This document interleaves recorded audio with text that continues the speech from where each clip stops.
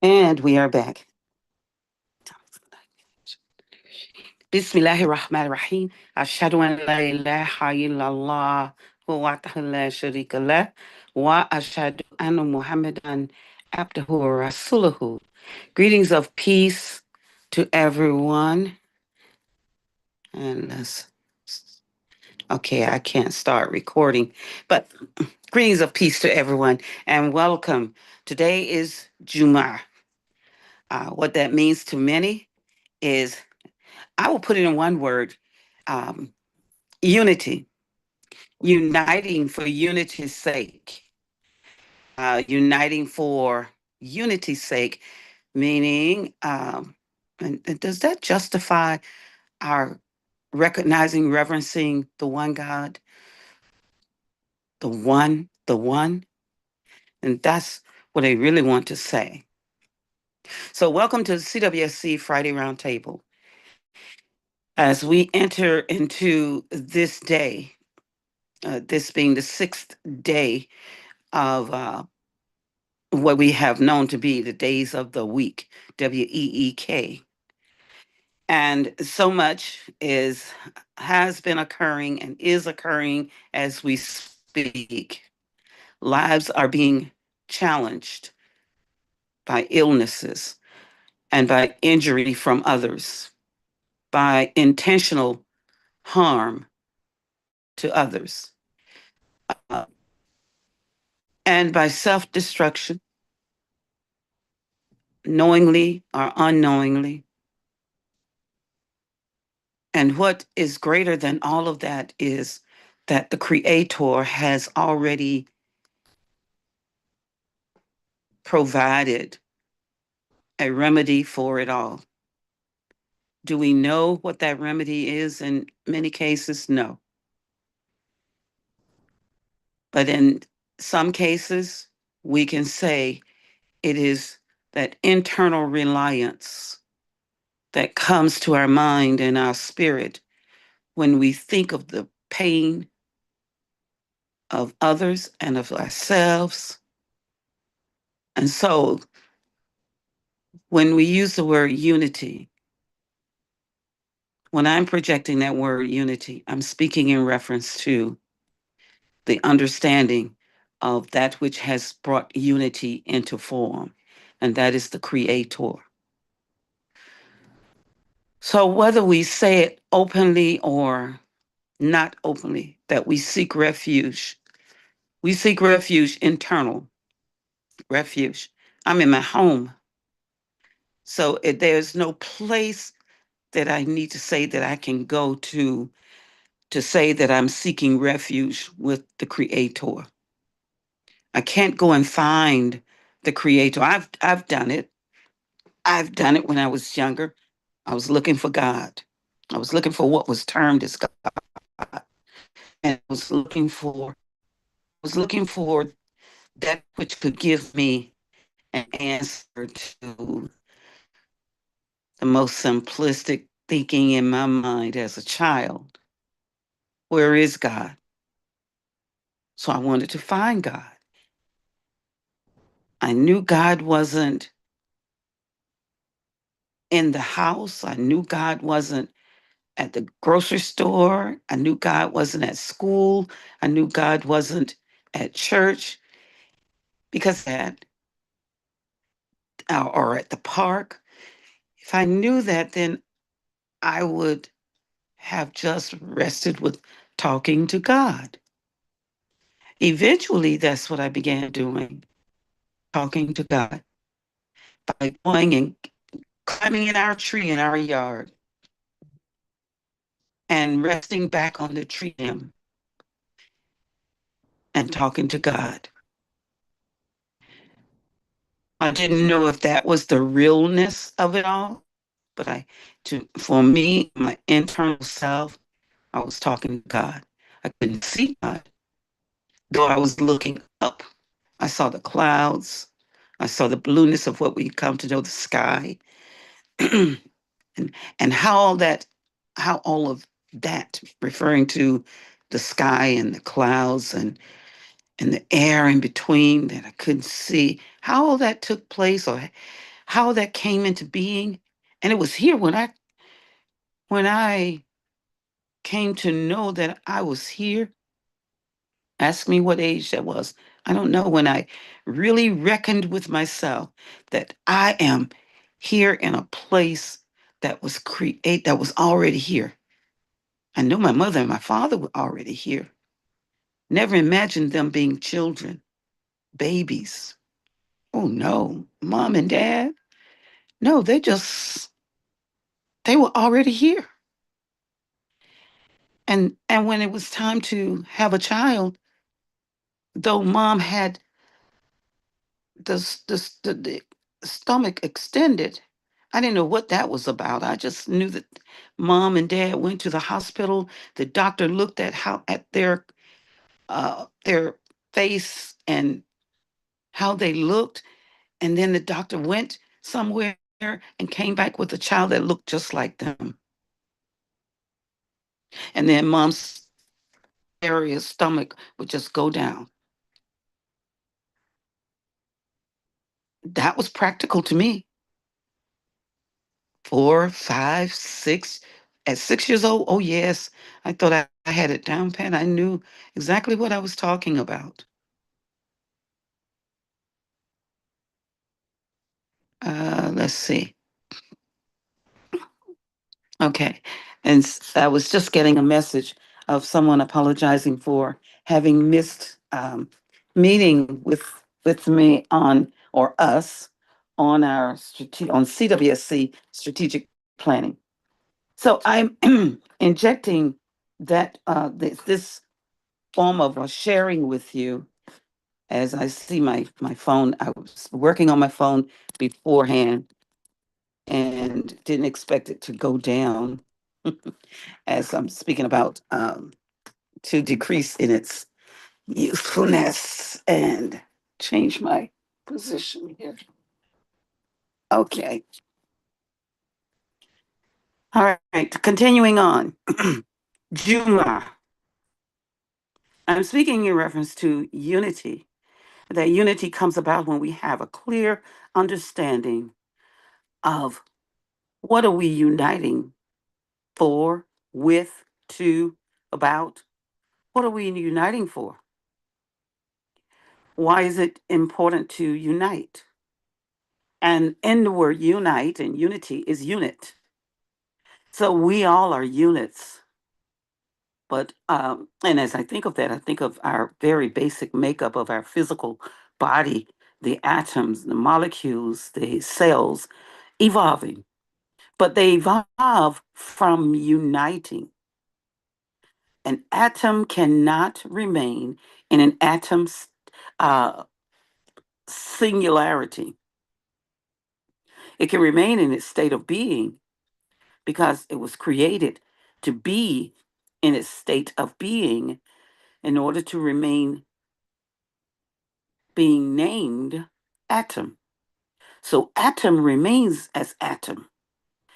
Atom in its uniting, they become molecule.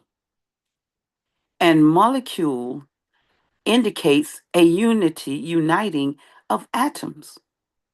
Cells are molecules, but they're representative of the atoms uniting.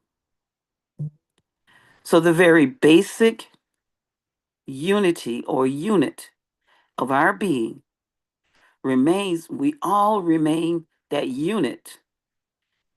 But as we evolve, we've evolved to the next level of being molecules.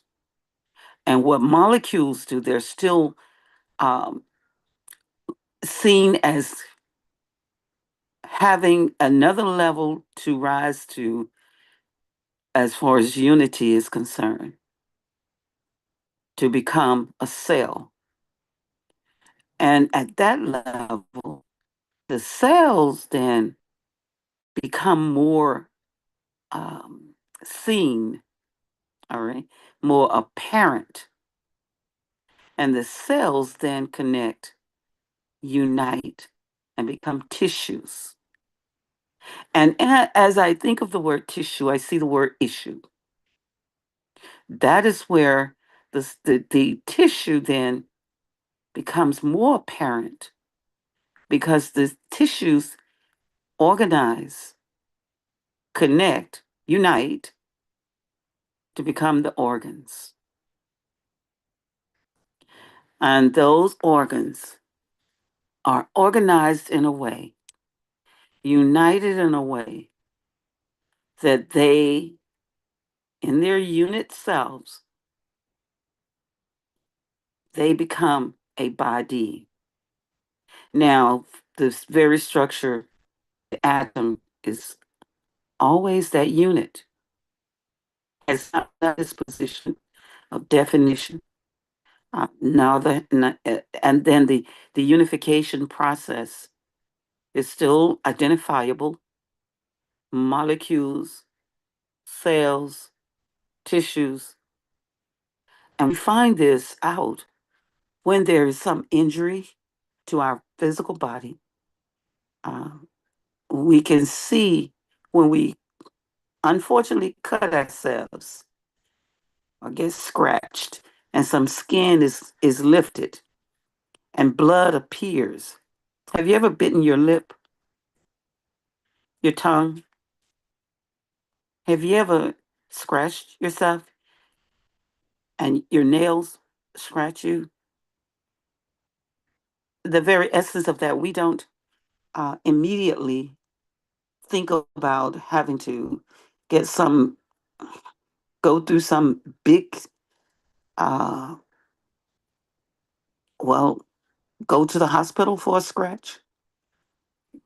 Even when we bite our tongue or bite our lip, we don't rush off to a hospital, a place where we will alert everyone else. It's my tongue, it's my lip that I bit, unless it's some real deep injury, then of course it requires more attention. But the attention I'm speaking of is to those matters, those issues that we can be concerned about, and we can find a way as an atom needing to connect, needing to unite as molecules, become molecules, and then evolve to becoming cells and evolve to becoming tissues and really truly organized in that way, uh, distributively.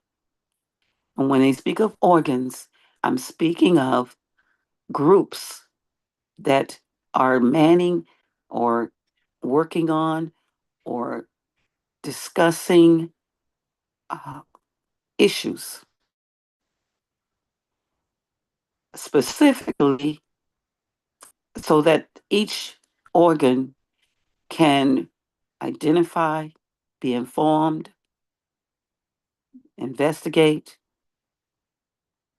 and then implement that which would be best to maintain the stability of the organ. What was the purpose of the organ?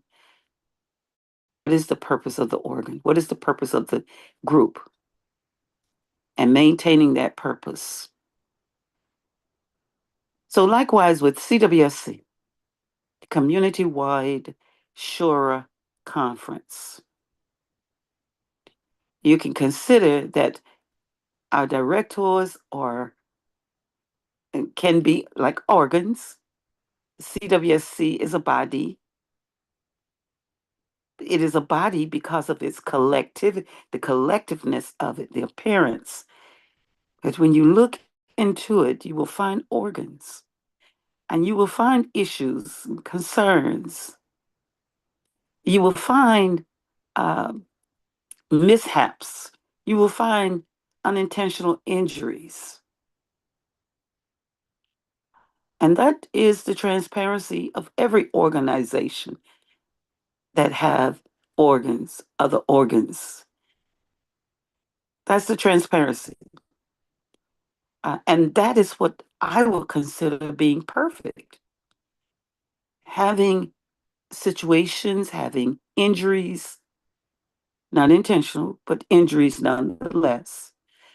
And and perhaps I guess I don't want to imagine intentional injuries, but if I'm balancing this sharing with you, if I balance it out, then perhaps there are some intentional injuries.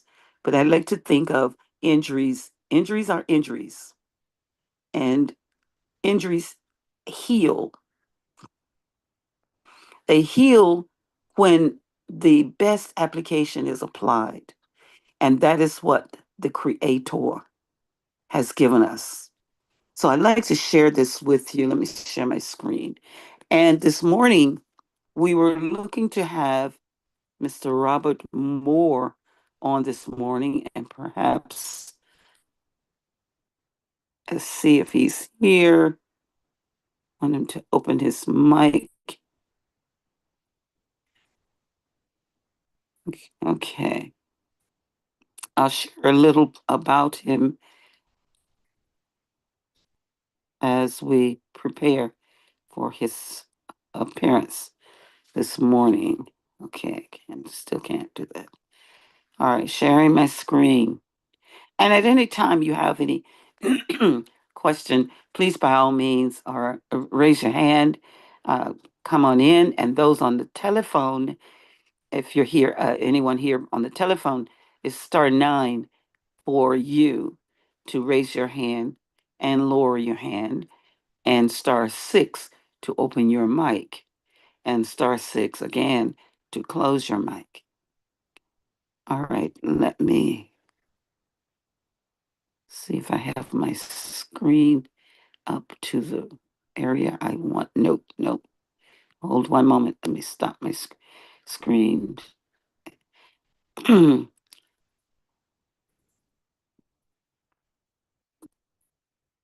Okay. Yes, it was there. Okay. Oh, excuse me. On live air. Assalamu alaikum. Okay. No problem. One moment, everyone. Okay. Yes, sir. Just real quick, Mufti Umar offered to drive the car to you tomorrow. Okay, inshallah. All right. All right. Assalamu alaikum. He has my information. Alhamdulillah. Okay. Thank you so much. Yes, ma'am. Okay. Assalamu alaikum. And Juma Mubarak. Juma Mubarak. Juma Kareem. Alhamdulillah. That was my son, Yul, and I could not stop the. All right. He's getting prepared. Well, he's prepared already to go with the Jamaat, the group that travels for the purpose.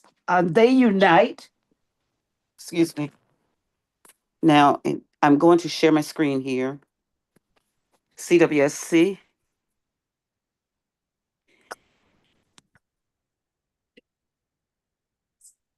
The Community Wide Shuraa Conference is established a resource and community service center supporting the Quranic principle of representative democracy or mutual consultation. Again, representative democracy or mutual consultation. Amra home, shura, home. Clear. And there's a command within there. There are principles that command us in the conduct of community affairs. Community affairs. From Quran,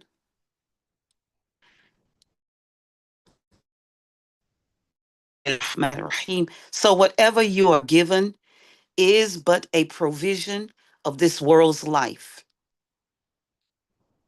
And that which Allah has is better and more lasting for those who believe and rely on their Lord, and those who respond to their Lord and keep up prayer, and whose affairs are decided by counsel among themselves.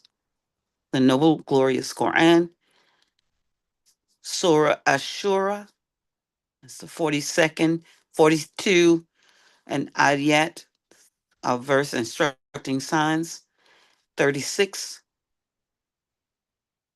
through 38.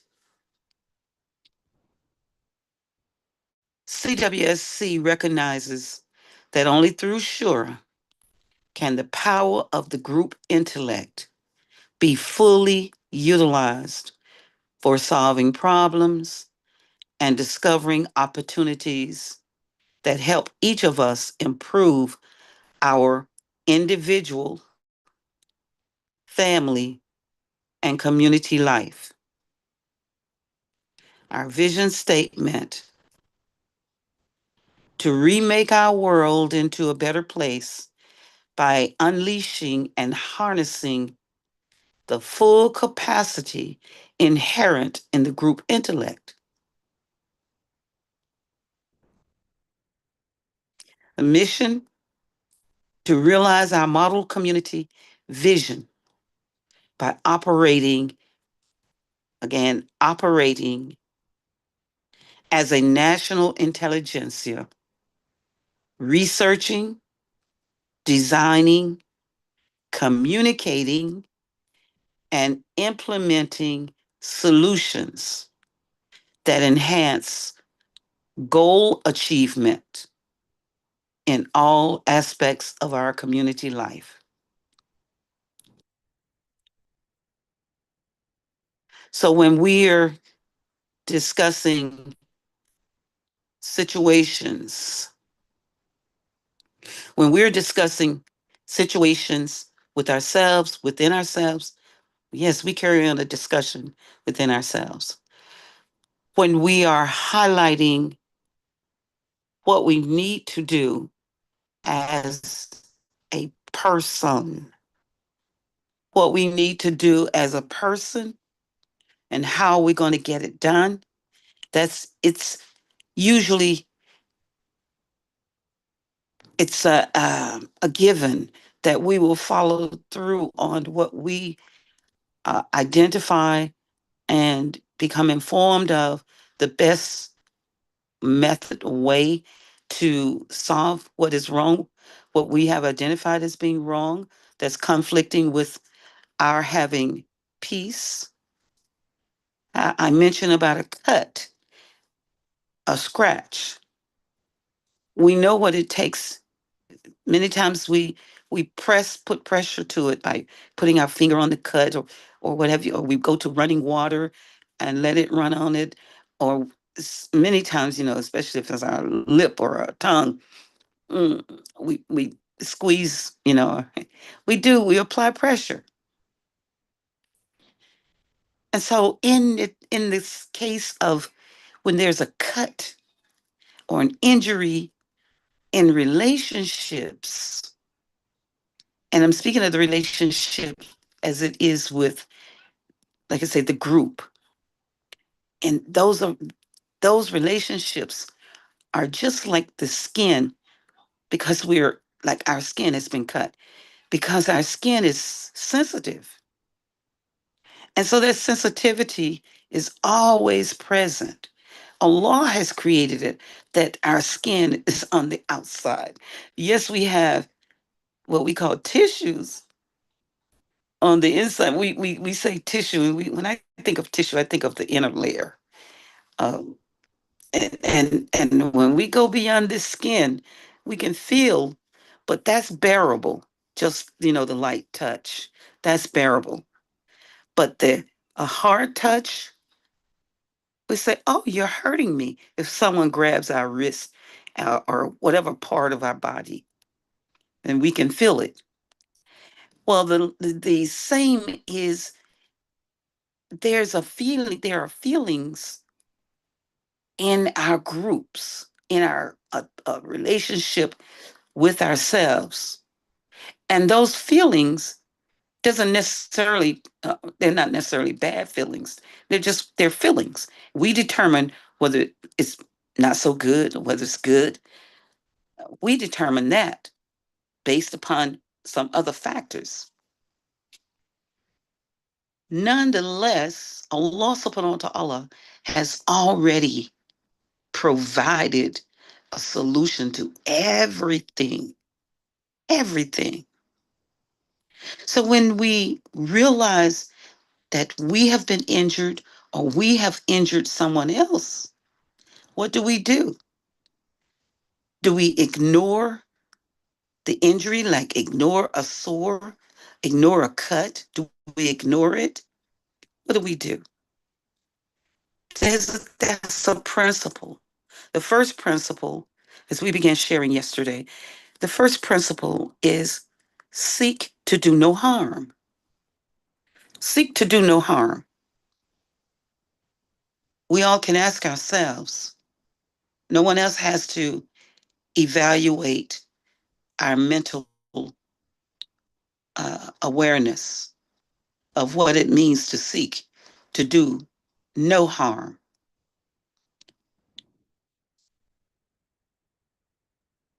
So as we think about that, seek to do no harm, that's in any situation, whether it's in education as our being educators, whether it's in economics or the economical world, dealing with business, dealing with transactions, dealing with contracts, seek to do no harm, whether it's in governance, writing laws, legislating, that which will be governing people, giving structure to how we're to operate, function, living in the same free space. And then the law enforcement, the law enforcers, those who enforce the law, carry it out. They're the arms of the heads of those who are legislating, making the laws. Seek to do no harm. In the medical, in the social cultural arena, the medical field, in our being neighbors, adjusting to having a neighbor, being a neighbor, seek to do no harm. That's the very first principle. We seek to do no harm to ourselves because, when we speak of ourselves, I'm speaking of the physical body immediately. Seek to do no harm. There have been cases where individuals would cut themselves, some realizing they're causing harm, some realizing not, but seek to do no harm. Then there's our eating, the foods that we take in, seek to do no harm. Yes, we may say, well, the levels to that where we say, oh, I just like this, I like it. But what harm can come from it? So we identify what harm, what can happen, at the same time identifying the good. But the injury that we cause, that is caused in relationships through words, wow, that's when we really, our intelligence is on the table. Seek to do no harm. A parent with a child, loosely using words, or using words, well, I would say loosely because loosely would indicate you don't know the power, the impact of that word or words. And so we use them, some words encouraging, other words debilitating, depressing, embarrassing. And once those words come out, they were manufactured up here. They were manufactured. They were incorporated through a decision-making process. But the law is to be up there also that governs what we say. And that law is seek to do no harm. So when many of us are saying peace, God's peace, the peace be with you, peace be upon you, whether we said assalamu alaikum, understanding that we are truly indicating peace. And what is peace? Seek to do, seek to cause no harm. So the injury, when the injury has been caused, what do? You return to that first principle. Seek to cause no harm, seek to do no harm. How do you get back to that? There is acknowledgement, then there is a forgiveness process. The acknowledgement is a process in and of itself. And I'm speaking of self, all of us as selves, self realizing, acknowledging, and seek to do no harm to our own mental self. Don't seek to avoid the injury because they identify the injury. Avoid identifying the injury. Identify it because right then and there is where we are, and I'm bringing this into the focus, into the sharing. We are in a way we are fighting the scheme, the plot that is intentional against the human intellect, the human being, and the human being's peace. So I don't want to give much attention to that that which is happening all the time because it is happening. The scheme, the plotting, that's happening all the time against the human being. The human being then is to seek to cause or seek to do no harm, and that is a true weapon for the human being. So in that process of acknowledging that, you look back at what caused the injury. How do you heal the injury? And especially when it's in word forms. How do we heal? If someone has their hand up, let's see, I'm looking here. Please, by all means, come on in. Let's see. I apologize if I'm missing someone's hands. And if Robert Moore is on, please come on in. Okay. Uh, Robert Moore, if you're here, please open your mic and give the greetings, and we will bring you right on in. I believe that we all understand that we're in the process of communicating with one another every day. And because we are, sometimes words can unintentionally affect our relationships. And I'm starting with the mother child situation. And we continue to grow and operate, function. We function. We are in the family commune, and we do the necessary grooming. Have you go through that process for ourselves. We attend to going to school or going to other activities. We're in the communities. We're doing different things that speak to our being engaged in this life. We're working. But those words that were imparted at home between the mother and the child, father and child, or mother and father, those words still are just like the sword, the cut to the skin, to the sensitive part of us. So those words cut. So how do you take the words back? Do you take the words back? You can't, can you? We can't. So what do we do? And this is, and we use the word apology. Many times individuals will say, apologize. But do you really feel the sense of apologies? Do you feel the sense of for asking for forgiveness? And on the atom level, sincerity begins right there on the atom level. And sincerity grows in its appearance because the attraction, the unit, will unite upon sincerity, trust, truth, honesty.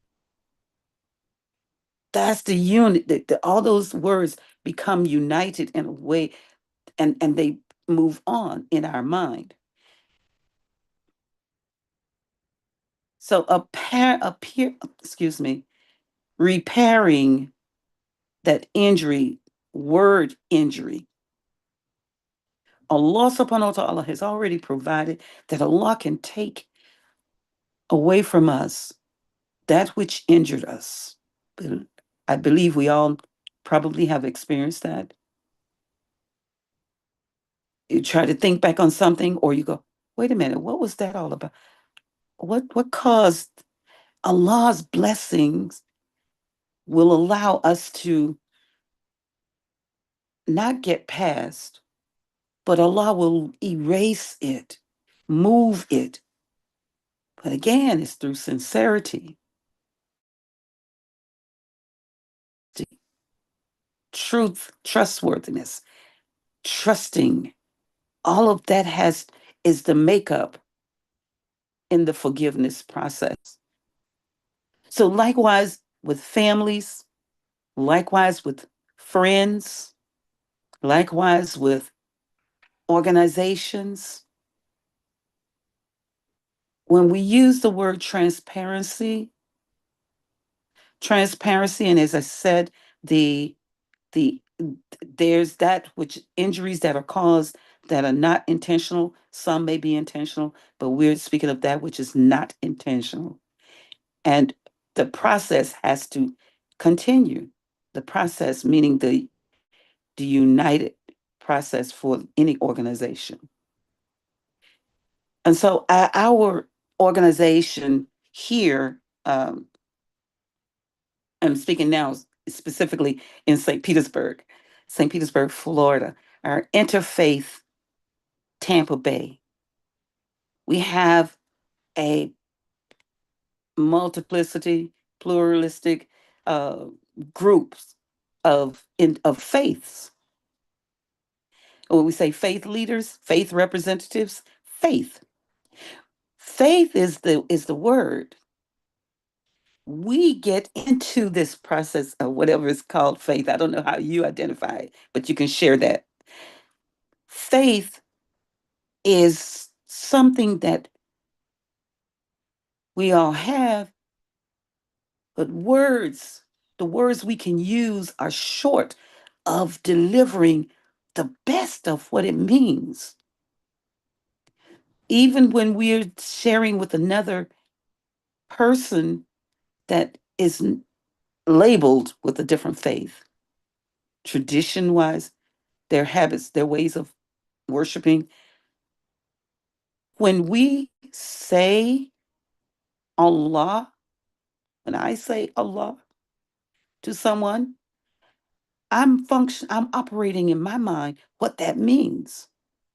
And as I say it to the other person, I'm assuming that they're understanding it the way that I'm understanding it.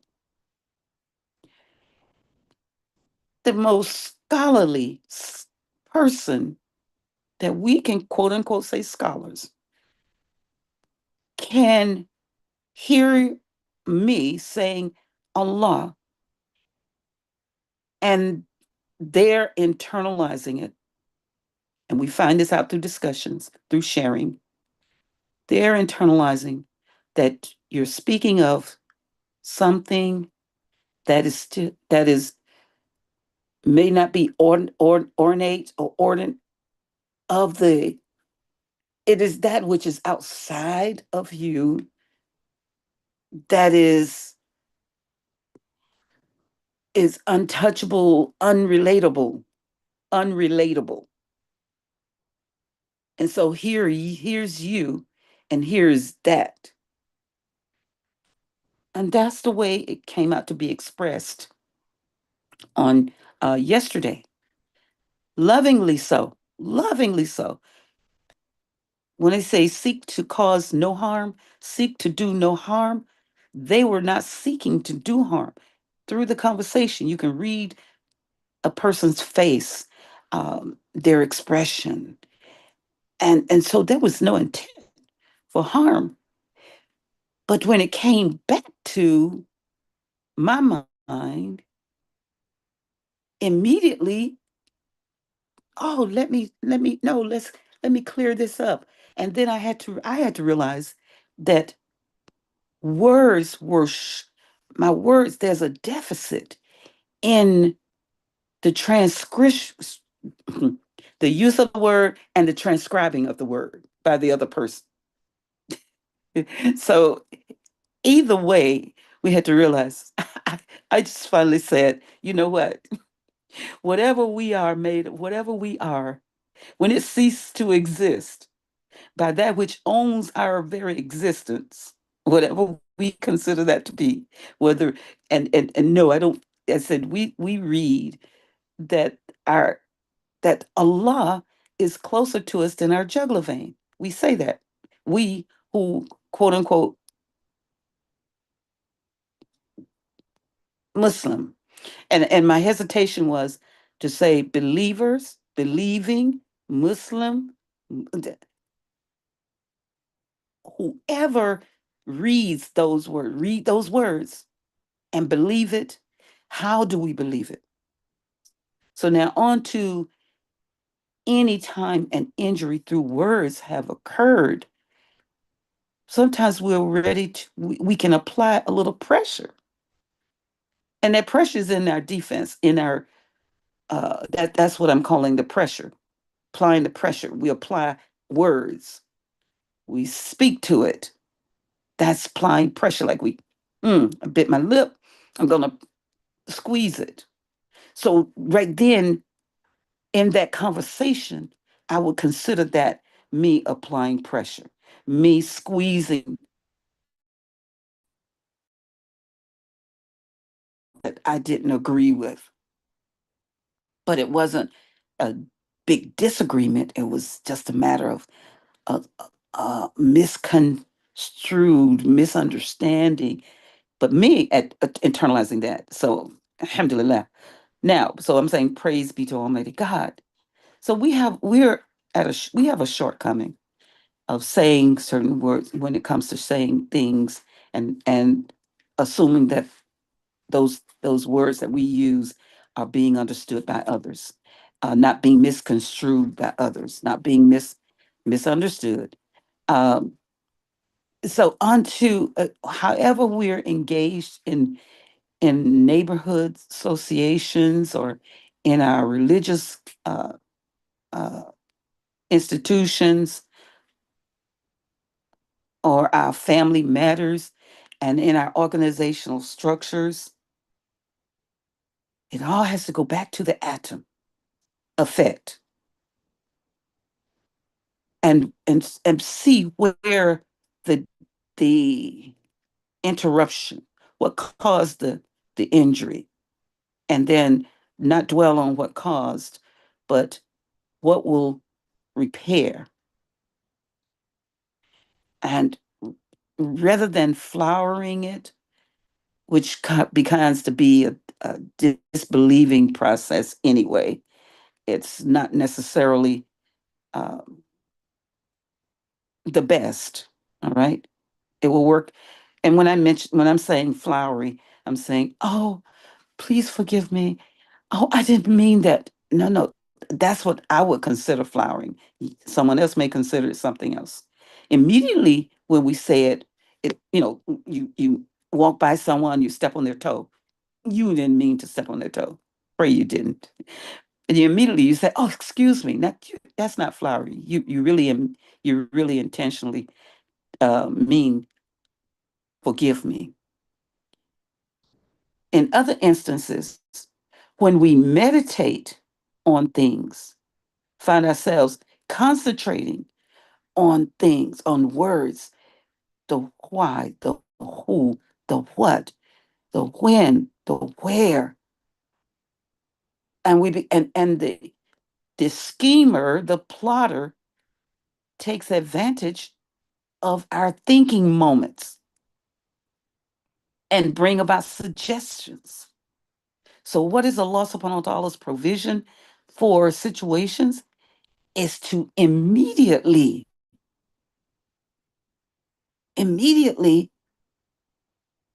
provide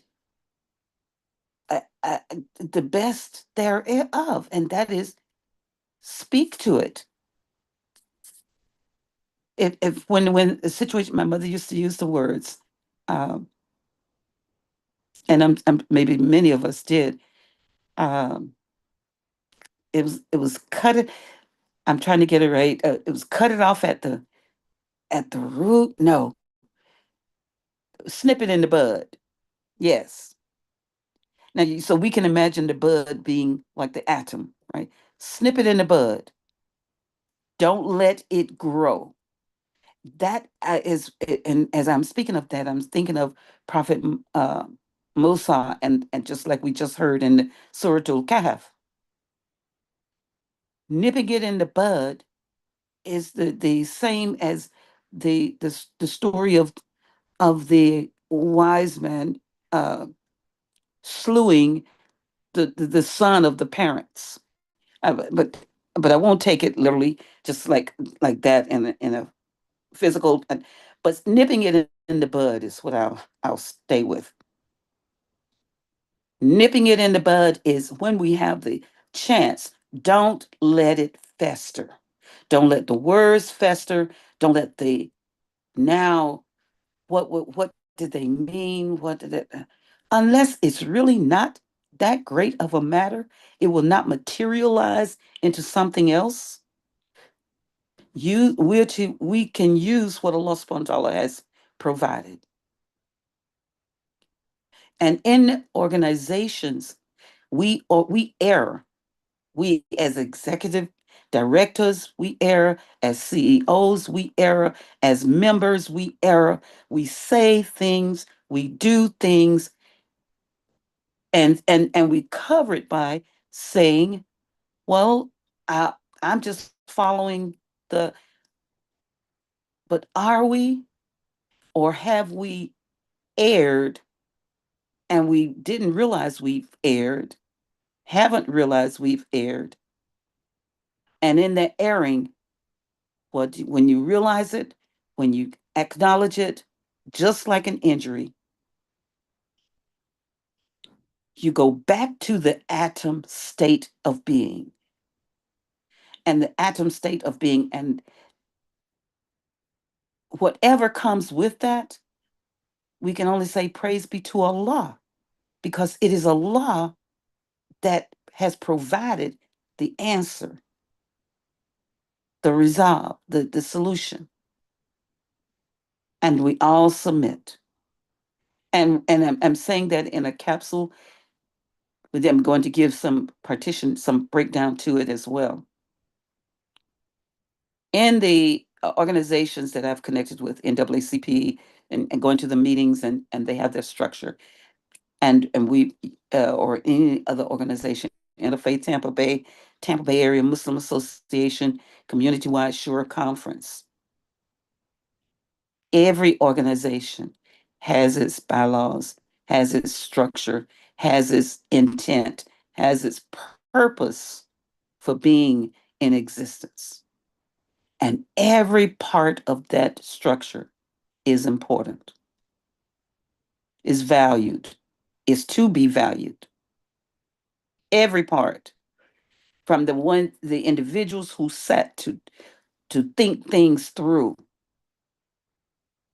to give it a title, to give it a label, to give it put words together to allow the understanding to see the formation from the unit to the from the atom all the way to the organ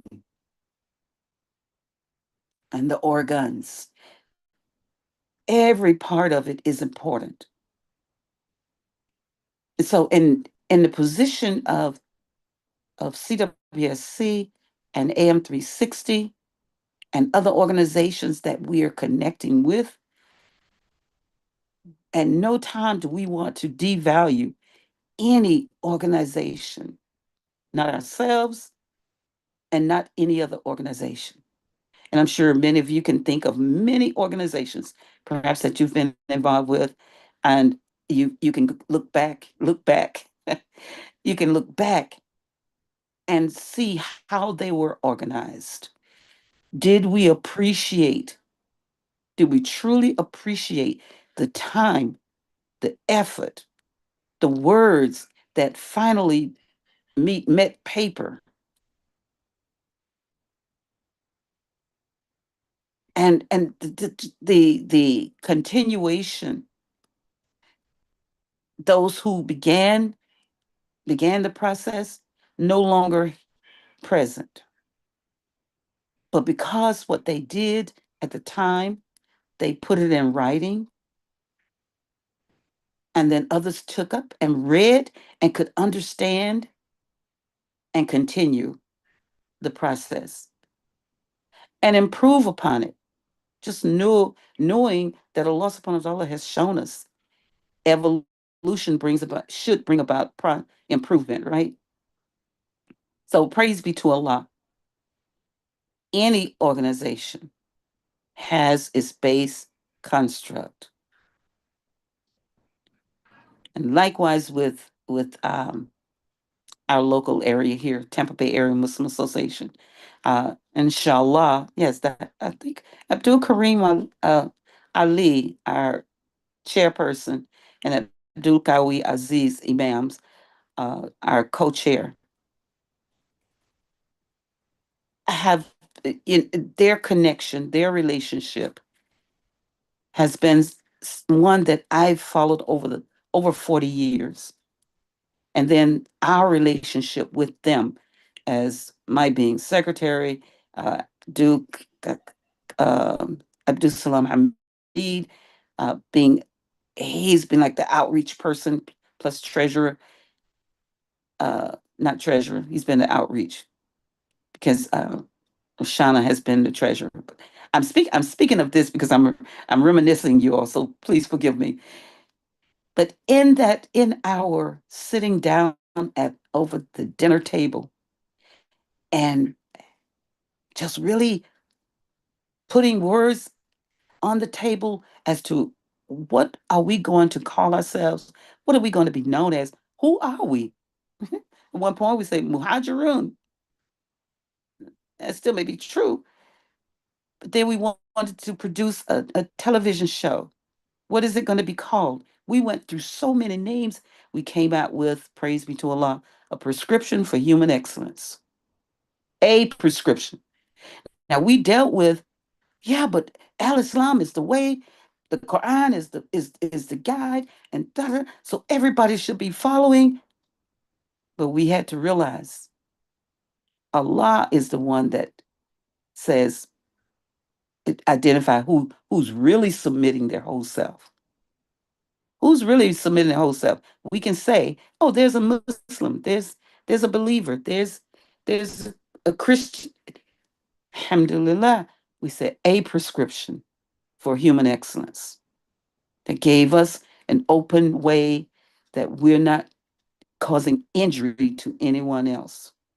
Seek to cause no harm through our words, definitely through our actions.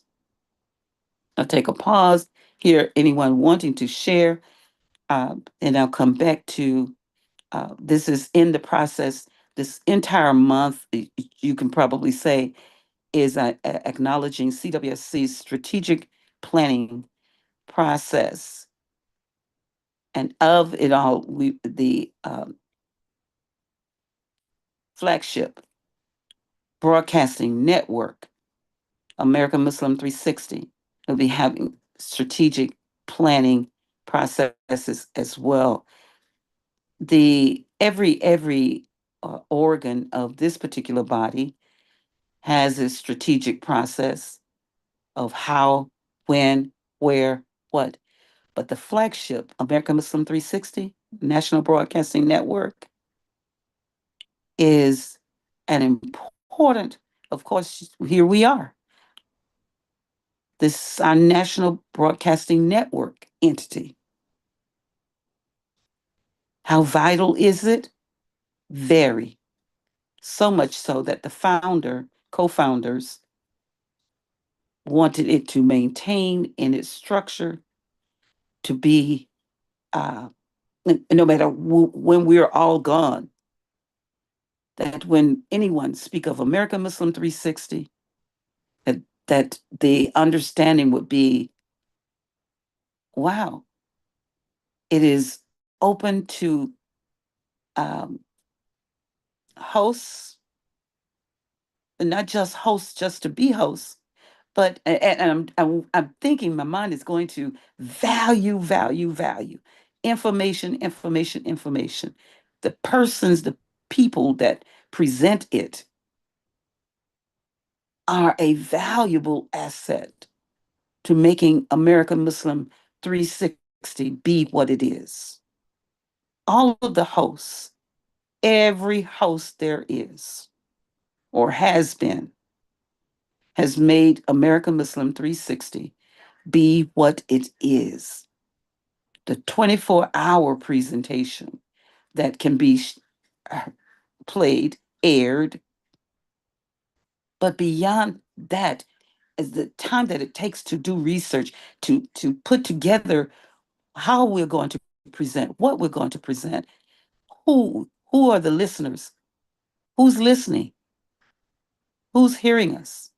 And we have come to know that here on Zoom, or even when we were on Blog Talk, that the immediate callers calling in were not the evidence of who were all listening. And what we all individually have to share, collectively, it is American Muslim 360.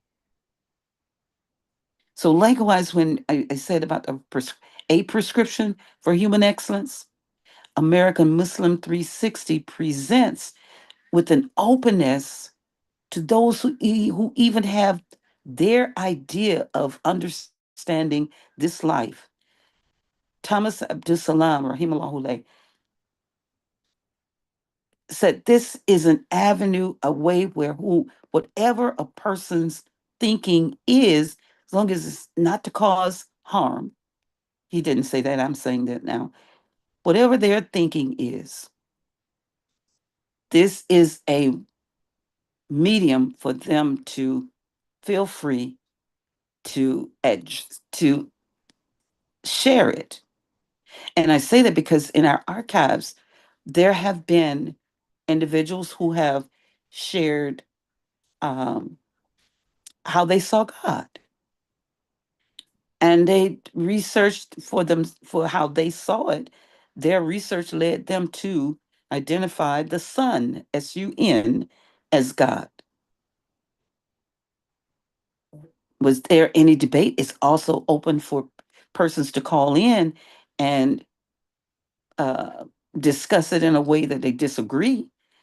And as Thomas's efforts, we can agree to disagree, but not have discord, not create discord. He would share with you quickly that this is a platform not for intentional debating or discord. It is to agree to disagree, state your disagreement, but agree to disagree and leave it at that. Because seeking to cause no harm is, we do not allow it to get to the point of total aggravation. That is not the purpose. It has happened It has happened well before now, and perhaps it will happen again. But our purpose of being is to make sure that everyone has access. As they share, they will hear those who agree and they will hear from those who disagree. But everyone will keep the peace. And keeping the peace means seeking to cause no harm. Definitely, since we're in a communication process, definitely seeking to cause no harm by the use of our words. And when we do, apologize immediately should it have happened unintentionally. And once we state our comments, our statement, make our statements, then we move right along with that understanding. So we will continue to present uh, the understanding of that, God willing, uh, so that we don't the hosts in their position will not feel as though we have not established a principle whereby they do not have to be attacked verbally uh, for what they are presenting, and that's in any host, and as well as any caller, any listener does not have to be attacked for their thoughts, being they're sharing their thoughts. They do not have to have the feeling of being timid for their sharing of their thoughts. So we will be sharing more and more and more uh, from the presentations of CWSC and AM360, maintaining our best practices, sharing what our construct is about, is of, and how we're striving in the best way there is to conduct ourselves in the best way. We're striving for that. So thank you, dear listeners, everyone. As we are here now, I'm going to share something. And please, by all means, as I stated, please come in, share what your thoughts are. I was awaiting our guests for today. And I said, wow, we just connected, but things happen. And all I can say is, there's another day, God willing, there will be another day, and our guests will be more uh, available to come on. I will share what our guest was going to be sharing with us, rather. In the meantime, let me share. Now, on today, we know that there are events going on. Did everyone enjoy uh, the presentation of Muslim Journal for its first time ever telethon? And please go to Muslim Journal. Go to Masjid Muhammad Newark.org. That's Masjid, MASJID. As a matter of fact, I'm going to bring it up here. Let me get it on the screen and let's share with you a time to be grateful.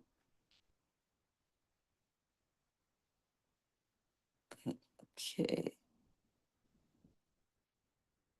Well, first, let me share this what we're intending to submit to as of today. I don't know if you all have you gotten your patron at least and submitted to Muslim Journal. Go on to a Time to Be Grateful 2025 and go through the prompts there. And if you just at least want to do the cost for submitting a patron to be in the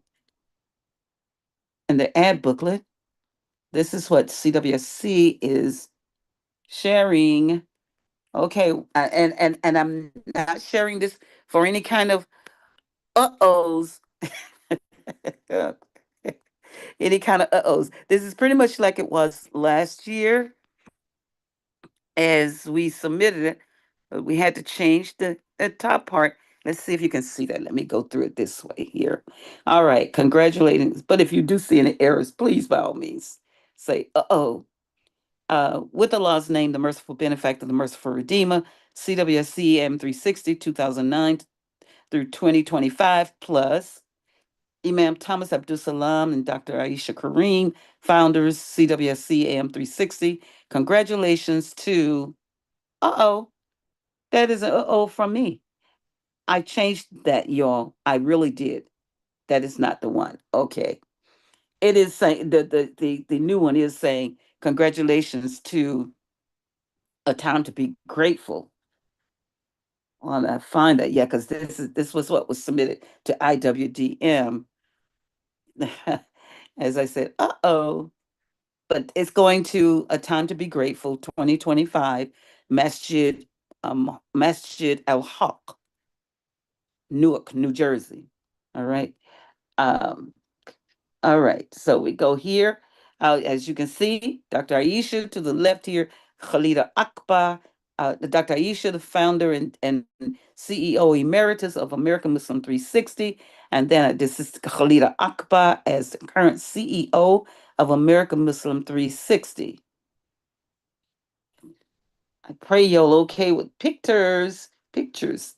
All right. And here's myself, Executive Director of CWSC, Latifa Hameen, Dr. Latifa Hameen of she's AM360 CEO Emeritus.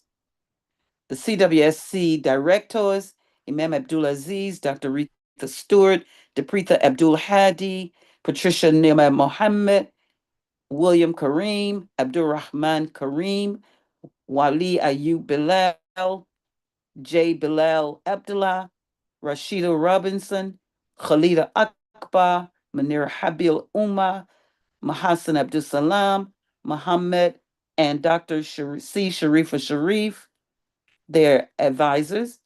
I think, did I have Imam DeLacy? I had Imam DeLacy's name there somewhere as advisor. Hmm. Okay. I wonder if it was cut off. I'll double check. Today is the last day. Wouldn't you know it, right? All right. So you see our symbols here. This is to the right is the Imam Kareem Hamid as station manager, Munira Habil Umar Phillips as program manager, both of American Muslim 360. Here's our card. I should tell you something about this card. And Khalida, don't hurt me as I say this. Khalida and I were speaking, was that earlier this year? Yes, earlier this year. And it was a good suggestion to have cards. So that's how this card came about, everyone. We were speaking, I believe, no, this is Manira's creation here. Or did I use part of it? Yeah, the card looks similar. But there were cards we have created for our hosts. So the hosts can look forward to getting cards. But right now, we had to draw back a little bit. But I worked so hard on getting those cards just right. So, but Manero's looking for AM360, tune in to am360.org for 24-hour live and podcast programs or dial. And now if you dial the 701-719-4197, you will hear the archives.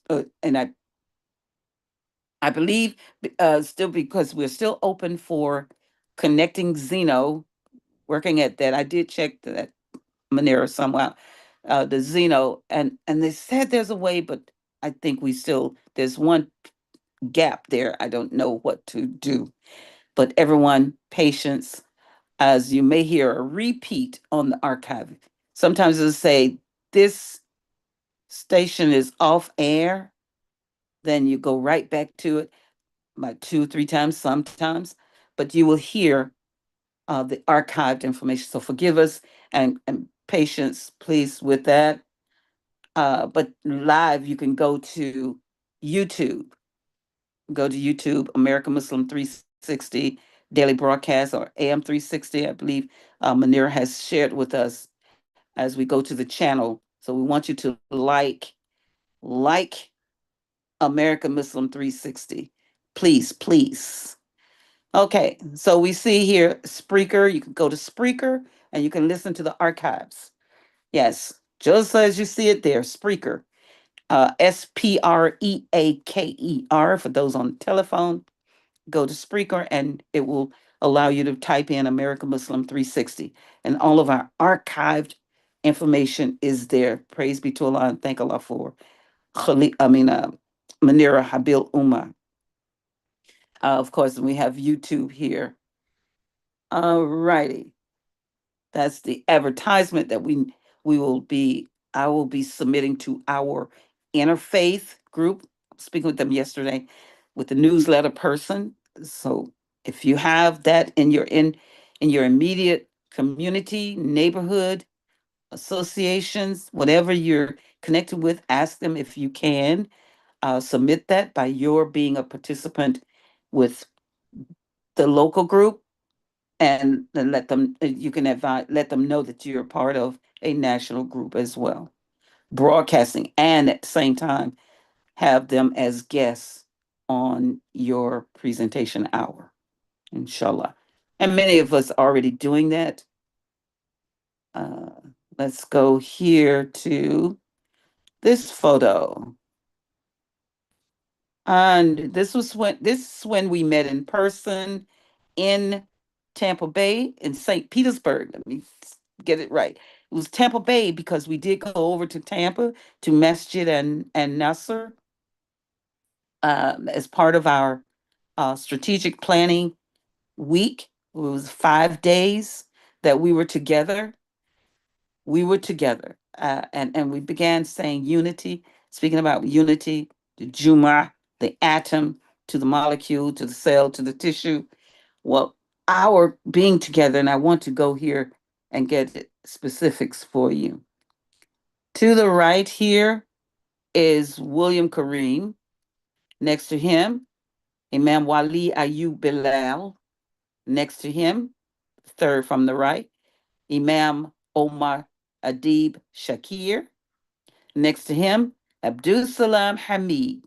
He was one of our transporters that took us around. Our other transporter, Fred Fahim Douglas Evans, is not on here, but he was one of our transporters from the airport. In the rear, the tall person back there is our dear brother Hassan. Uh, mm, mm, mm. Give me a moment. Let me think here. It's Hassan. There's been so many Hassans: Hassan Shakir, Hassan Tarif, Hassan, brother Hassan. Oh my. Ah, out of Indiana? No, Ohio. Cleveland, Ohio. Okay, anyone? Kareem, if you can remember, brother Hassan, his voice is the voice we sometimes hear on our intro.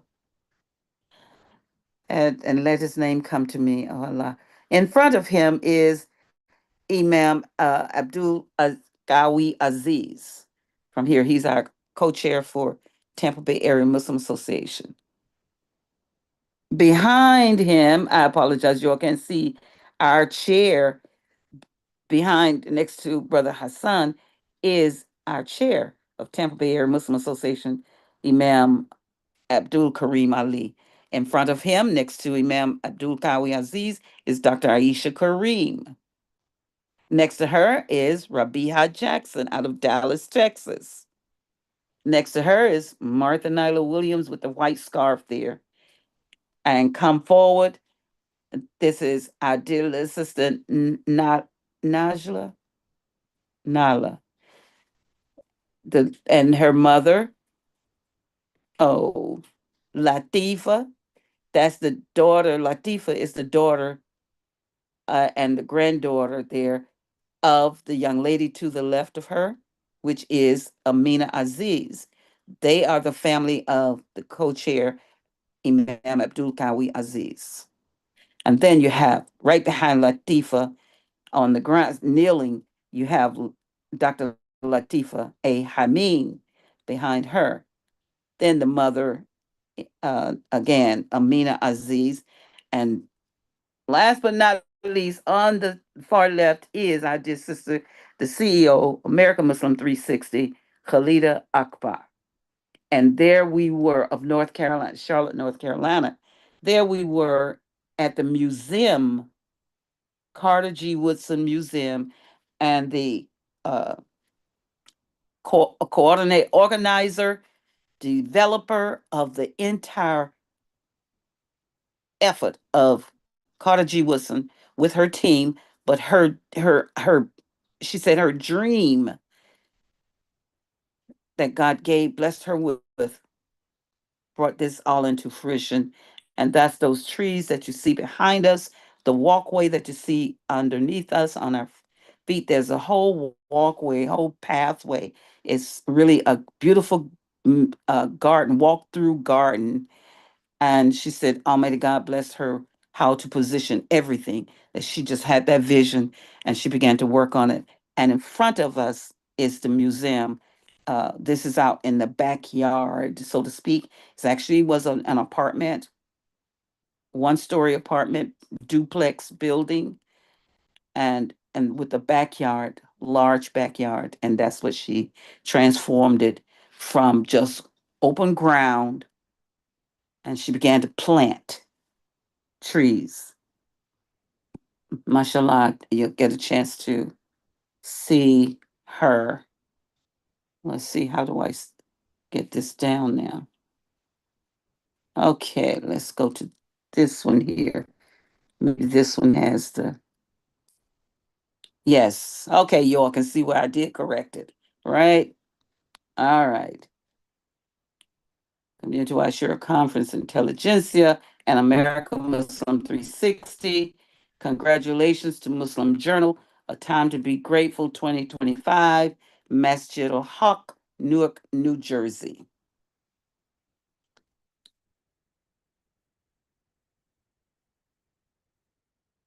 Let's see. Now, let's get to our list here.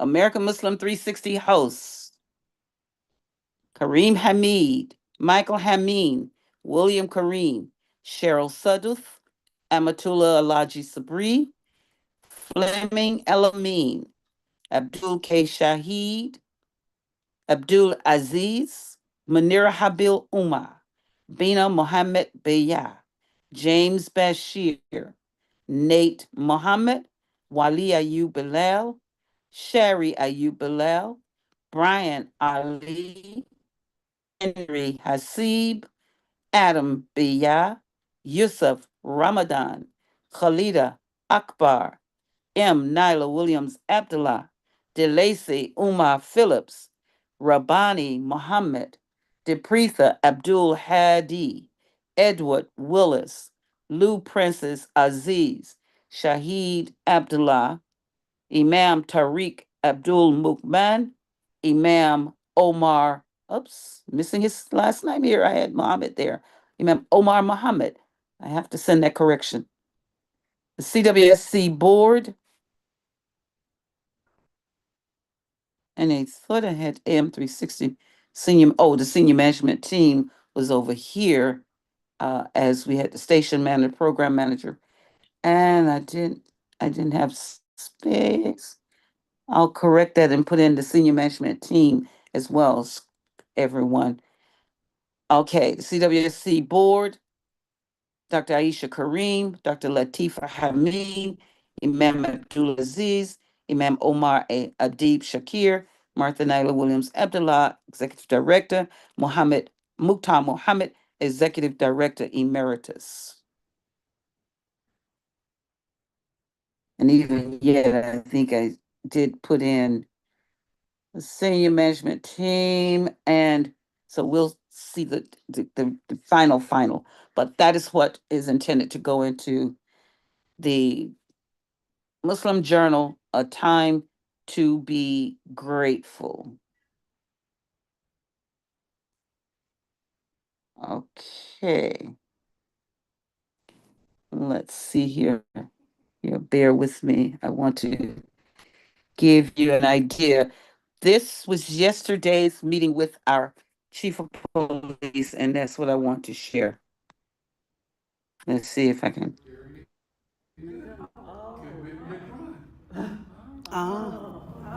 People forget that.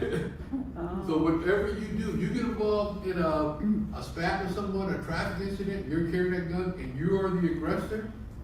That's aggravated assault because you're carrying a gun. So it's a huge responsibility that comes with that. So let's make it very simple. So all we're asking for is, I believe in the Second Amendment. Okay, I have no problem with that. But if you're going to carry a gun, you need to be a responsible gun owner. Because that's the law. That's the law of the land. That's the way we're going to treat it. So that's how simple it is. People are like, I'm confused. No confusion. If you are in public, you can carry. If you can legally carry a gun, you can carry a gun. If you are a convicted felon, you know you can't carry a gun. If you're under a certain age, you know you cannot carry a gun. Now people say, well, what is a gun? A gun is a handgun, an AR-15, a shotgun. It is a gun, so therefore you can carry it anywhere, except where a individual who owns a business or residence tell you no. Like say at your place of worship, you can tell someone, no, you cannot carry a gun. Even if that person has a concealed weapons permit, you can say, you know, I do not want that weapon on my property. They have to abide by that. If they do not, it's trespass. Now what is the trespass? Come on now, you got a gun, what is it also? Felony. Wow. So when you're told to take that and put it back in the car, take it and put it back in the car. I think I kind of made it very simple. Where I don't want to go all those lawyers, legalese, if and but, all that stuff. I think that's a very simple way. So with that, we're open for you for questions. I see the hands. Okay. I'm assuming you're not allowing guns in different buildings. One moment, everyone. I want to be able to put myself on mute before I go on mute and continue to share.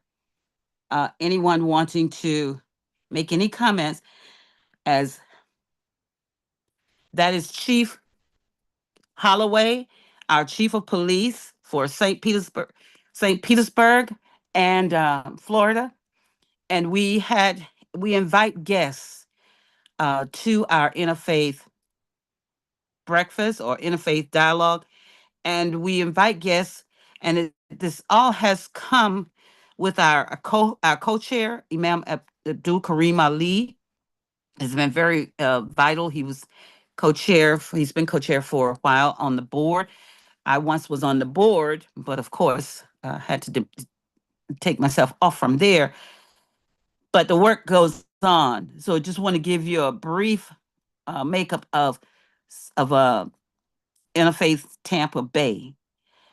This is the group you've heard from Reverend Linda McLeod, as you will hear her in the process that we have this morning to share.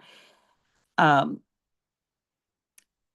iftar, the citywide iftar, the progression of Tampa Bay Area Muslim Association meeting and hold shura with other entities throughout the city, the University of South Florida, as well as others to sit at the deciding table, making decisions, and which includes the city staff of the city of St. Petersburg through the mayor's the mayor giving attention to it, to our efforts. So they sponsored the actual Coliseum that we meet in for the citywide iftar during the month of Ramadan.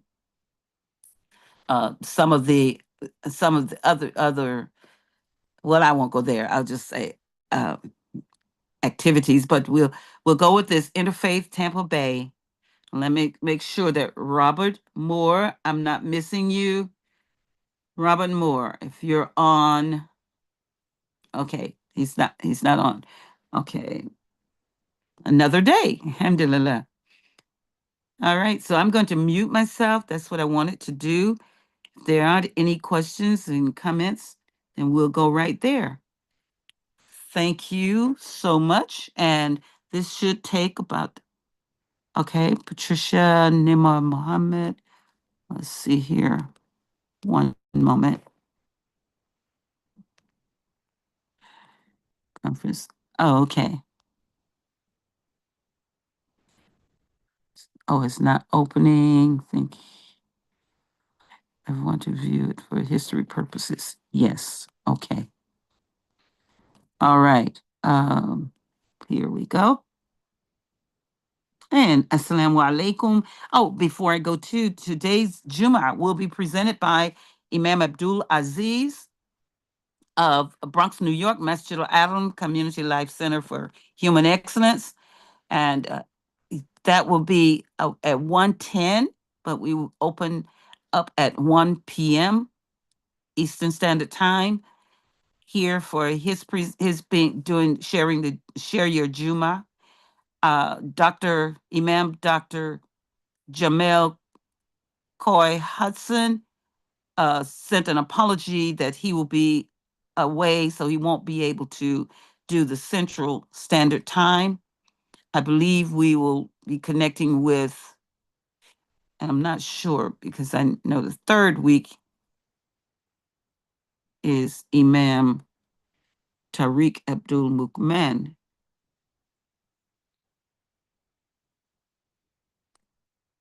Let's see here. One moment. I'm almost sure the third week is Imam Tariq Abdul Mukman.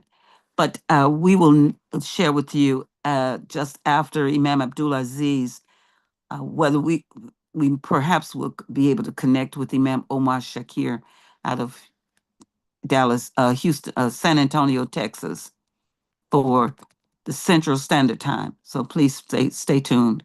Thank you so very much. I'm going on mute and I'm going to share my screen for the video that we were sharing. All right.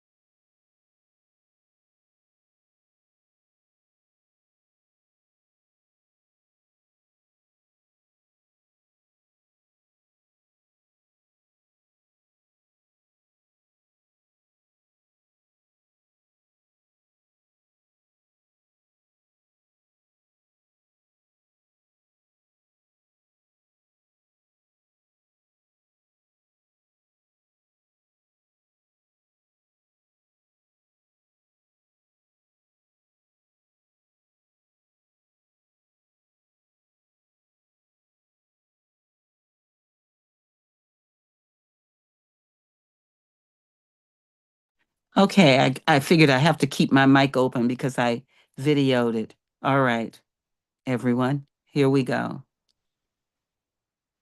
And this is all on open carry, a law that has been passed in the state of Florida.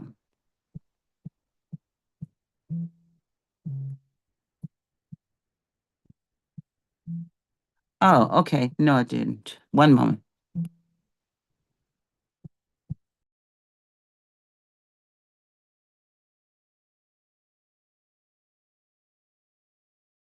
You could actually walk into the lobby with a gun. You couldn't see anyone or visit anyone, but you could go there.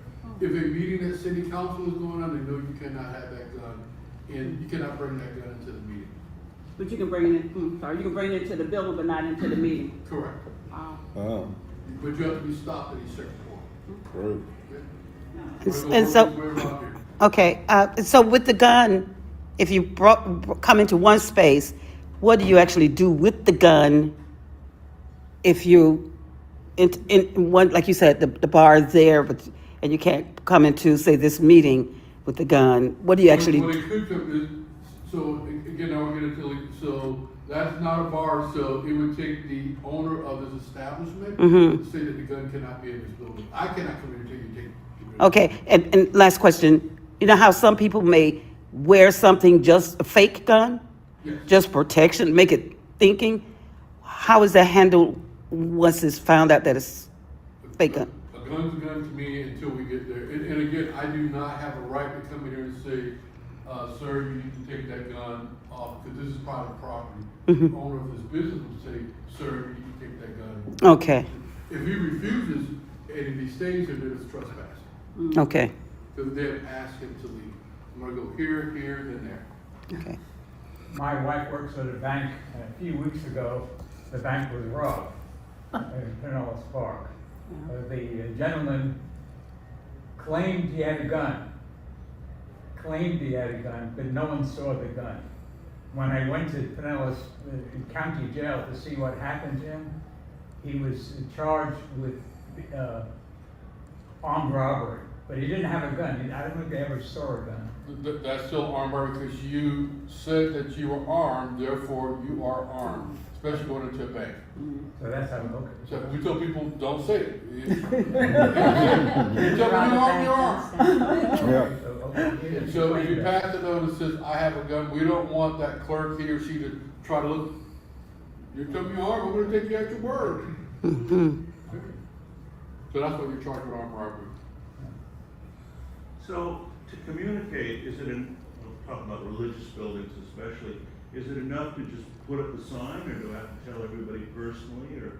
What we've been instructed, and again, that's your decision, we've been telling people to put up a sign so people know, so you don't have to confront that person. You put up a sign that says no gun, then they walk in and go, oh yeah, they don't want me to have a gun, so they're gonna leave. Okay. What if they claim, well, I didn't see any sign? Then that's fine, and you still can say, sir, ma'am, you need to take that gun back to your car. Well, no, I'm not going to do that. Sir, ma'am, I'm gonna call the police. We're gonna get there and say, sir, ma'am, you take the gun to the car. No, we're not. Sir, ma'am, you're under arrest for trespass. So we don't want you to confront the person. That's why you pay your tax dollar. We will come there and like I said, I mean, we just like for you to say, sir, ma'am, you need to take the gun back. If they say, no, I'm not, please, you're not trained in it. You get a phone, call 911, let us come. We have a better way of saying it. Okay. Thank you.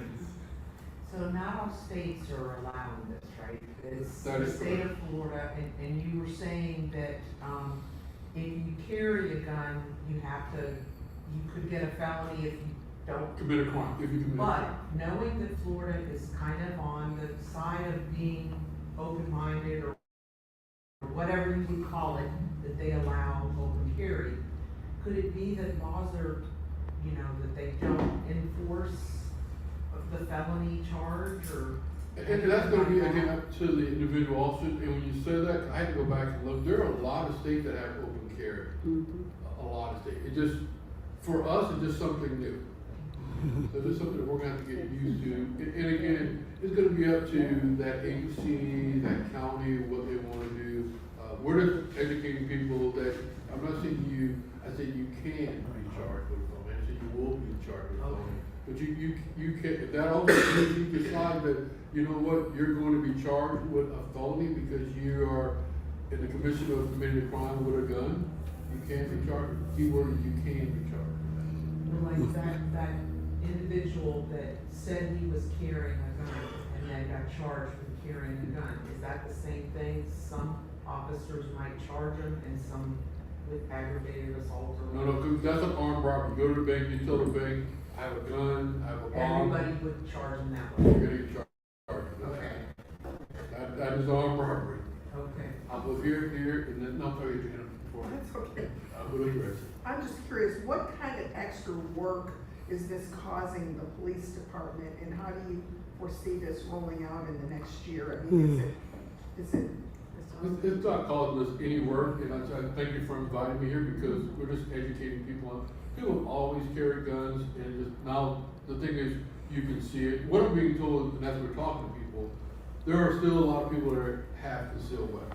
And those people are just, I'm gonna keep my weapon concealed. There's a lot of people that says, hey, they say I can carry a gun, I wanna carry a gun, so everybody can see I have a gun. I mean, most of the officers carry concealed weapons, you didn't know they had a weapon. I don't think any officer now that it says that you can carry it openly, he or she's gonna carry it openly on their day off. I'm one of those people, when I go home, I put my gun, I lock it up, and, cause I don't need it.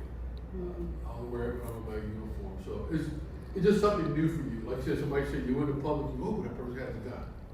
It was something new for me, I saw somebody with a gun, I went, oh, but the first thing I thought was an off-duty officer. Cause I'm just used to seeing guns.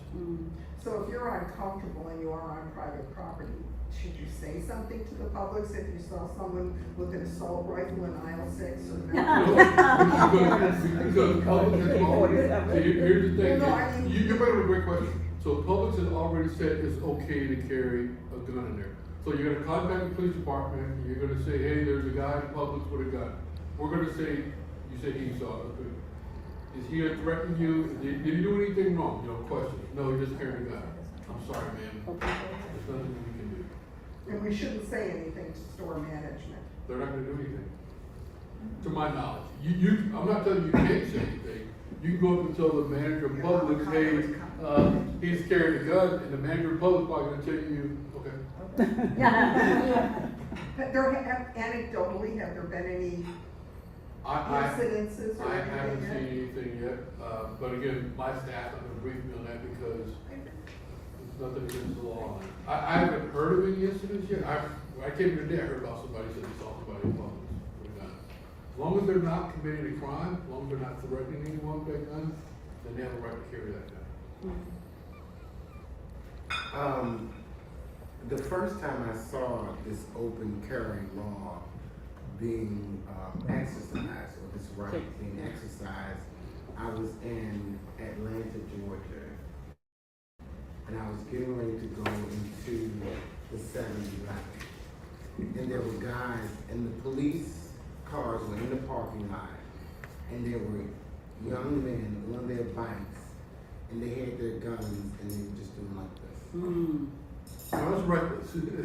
And I was just like, oh my God. And they were doing it, I think, because the police were there to say, you can't say anything to me. And they were just standing. So I went to another 7-Eleven.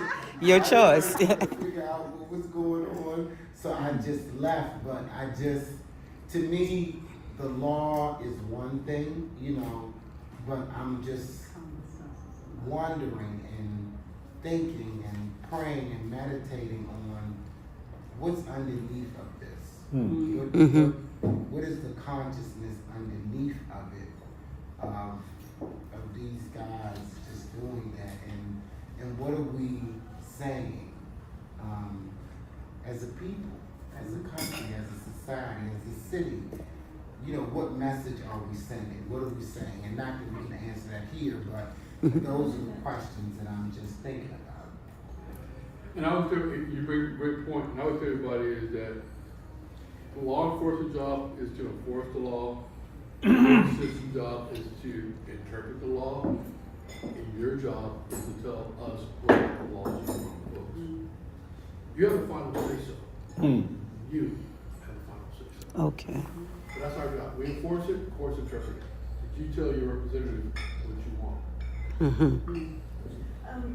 What is the rule regarding burners? You know, those, they have pellets or something, they don't have a bullet. They're called burners, I think. I've never heard of that term, but a gun is an object that's shooting a projectile. So like there's a BB gun, there's pellet guns and things like that. It's not, it doesn't have it will stop somebody for 45 minutes or something. Oh, stun gun. Stun gun. Well, There's so I many. just hear it, I don't know what it is. There's tasers, there's so many different type of weapons, but you have to look at the definition of what a gun is, and that's a different type of definition. Because you can carry a taser or a stun gun, that's still something totally different. And it's okay. But again, I'm not a lawyer. I'm not going to give you advice, and I don't know because I haven't read the statutes like that. So I would tell you, I know about a gun.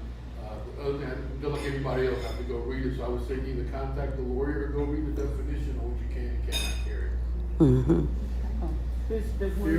Here. Yeah, my concern is what is this law as it relates to, or how does this law relates to college campuses. Cannot carry a gun onto college campus.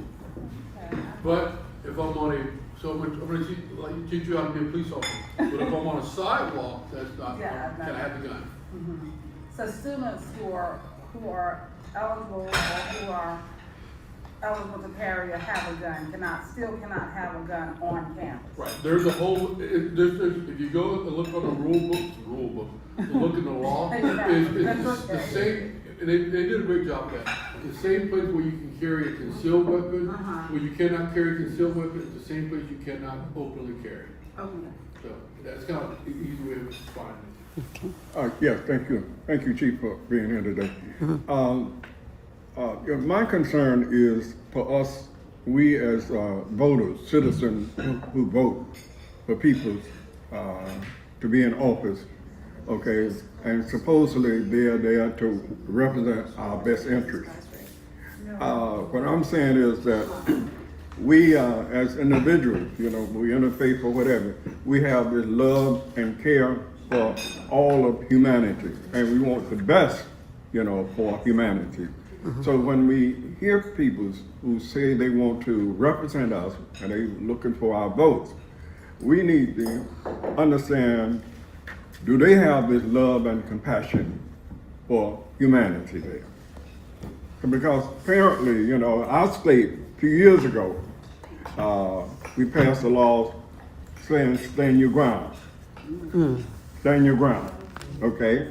And we may recall there was an incident that took place where there was an individual in the neighborhood, and there was an individual who supposedly was on the neighborhood patrol, and he couldn't identify the individual. I'm speaking of Trayvon Martin. Some of you may have heard of him, okay? But the incident took place where it got out of hand, and the person who was on neighborhood patrol had a weapon.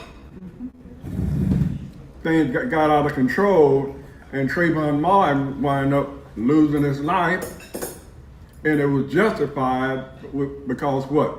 Stand your ground. Now we got this law saying you can carry a weapon openly. My question is, where are we going with that, with this? Okay? And I agree with you, sir. Again, it's not my job here to try to interpret the law. That's for the group you have here to have that discussion. I'm not gonna say yes, no, maybe so, but that's gonna be a group where you're gonna get together and say, this is what we wanna bring to our representatives. Remember, I'm just here, the person is trying to explain the law to you. Because you're right. What are we gonna do as society? Yeah. So, what I'm trying to understand is, when you say open carry, it means now that people who had gun permits, who carry, like in their purse, like women do, now they can wear a whole Carry just like a carry. and carry it like that. So, in a way, it's like being more open about the fact that you're carrying a firearm. In a way, it makes us more aware, instead of living in a bubble where we are not aware of this. And I'm just wondering, is that helpful? I don't know how that enters this. Like, you're asking from a law enforcement standpoint, it doesn't really matter to us because we tell officers there's always a gun. Okay. So in a way, it makes us more, we should all be thinking that way. Just like right now, there's a gun in this room. And there probably is. Lord, is I'm looking around. There's a gun in this room. Yes. So we treat it like that all the time. So everybody I come in contact with, there's a gun. Okay. Well, that's an idea. What you do with it is what matters. Yes. Okay. But that doesn't mean they have to carry it out. If people can still conceal a gun, then they will. And a lot of people that are doing it, thank you. A lot of people that have concealed weapons permit, they say, I'm gonna still carry concealed. I don't need to show everybody I have a gun. You're right. And again, that's up to the individual. Like I said, people ask. For the Second Amendment, people have a right to bear arms. And I think you said it right, what you do with that gun. You gotta be responsible. This is a big responsibility. Thank God for 40 years, I pulled this thing several times, but I never had to use it. Praise be to God. So that just says a lot. They're on a SWAT team and a bunch of, thank God. But it's a responsibility. It's a big responsibility. Does this pertain to anything lethal? In other words, swords, crossbows, something like that? No.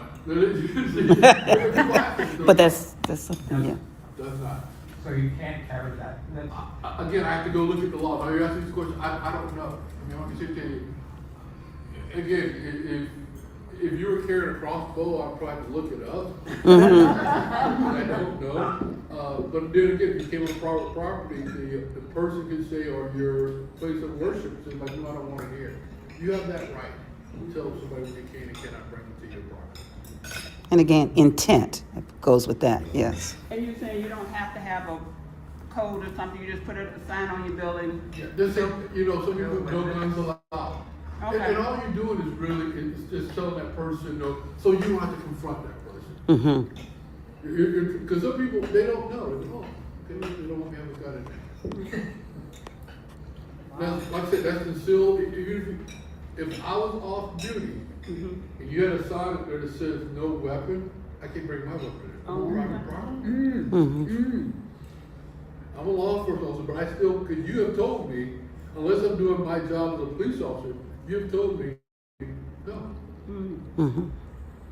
Because I was making a joke like Raymond James Stadium, stadiums. Raymond James Stadium, I can carry my gun to a boat tank. You can't. I cannot.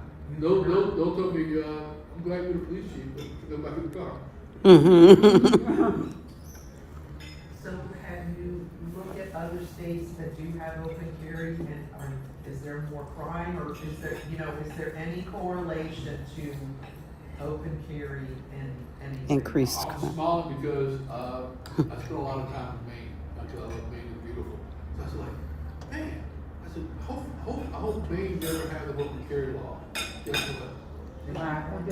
And they had it for a while? They had it for a while, and when I asked the guy, I said, we don't carry guns. Oh, so the guy says like a novelty after a while. It's the first time, and you go to a place where hunters hunt, or men and women hunt, look like I don't carry. Yeah. So when people say that, the positive and negative, I can say, well, I've been to places where there's open carry, and like I said, once I said it, I said, like, okay, I'm gonna go look. I'm thinking, I've been to Maine 8-10 years in a row for vacation. But like I said, I've been to Georgia, the other places, like, wow, you see it right away. So it's up to the individual. I'm telling you, don't be nervous, just go about doing what you're going to do. And I'm glad that we talked to you members of Congress. Yes, ma'am. Chief, you mentioned reckless. So if your house of worship, a business, can you just touch on that? When should someone call 911? So if someone is in your business or in your place of worship and they're being reckless, you say, okay, I don't mind a person carrying a gun, but when that person, he or she starts to wave that gun around, or that's reckless. Call us. Okay. If you have an AR-15 and you want to wear it slung across your shoulders and walk up and down the street, okay, have at it. But if you're going to start carrying that gun and walk around with it like this and pointing at people, I got a problem. Yes. And so does the state of Florida. Now you're being reckless. But if you're having it slung around your shoulders, you don't care. But what I also tell people is, when you call the police and you got a gun, my men and women police department don't know good, bad, good, bad, good, bad. All they know is there is a gun. Put that gun down, because when we come there, you are a threat to us. Okay. Educational courses for those who may say, oh, like myself, I've never carried a gun. So mind change, whatever, and I began to how do I get informed? Is it my personal obligation to be informed on what goes with carrying the gun? Or are there, how do they go about getting? There's really no class that you will learn how to shoot a weapon, Okay. How to be careful with a weapon. There's no, you gotta understand the mindset. I always tell people this in places, especially in this room here, Once I pull that gun, I pull that trigger, and that bullet leaves that gun, can't say I'm sorry. Right. Pull that bullet back. You know, fist fight, we all go fighting with each other, so to speak. Yes. So you gotta just tell people, once that bullet leaves the gun, you can't say I'm sorry. So the neighborhood associations and all that to help This the is- residents. People, this is a big responsibility. Yes, okay. You know, are you ready for that responsibility? Just like telling young officers, are you ready for this responsibility? That is huge.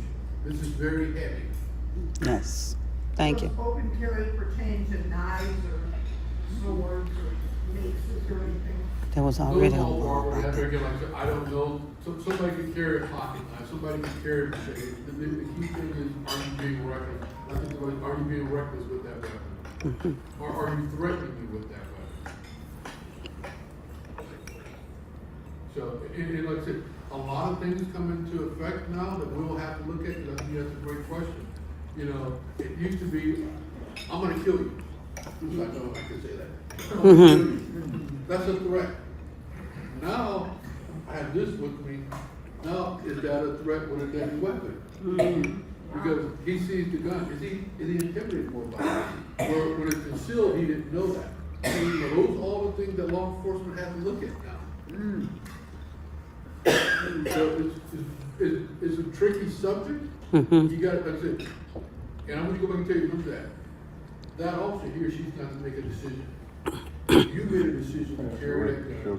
You made a decision to be a responsible person. So that does bring up a lot. If you, like I said, you do something wearing this, let's remember, you added an extra thing into the conversation.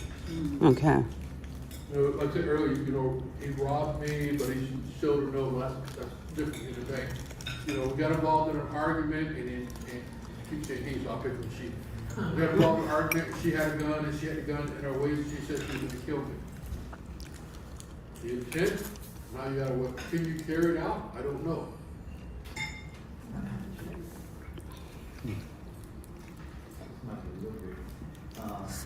You know, we are a faith organization.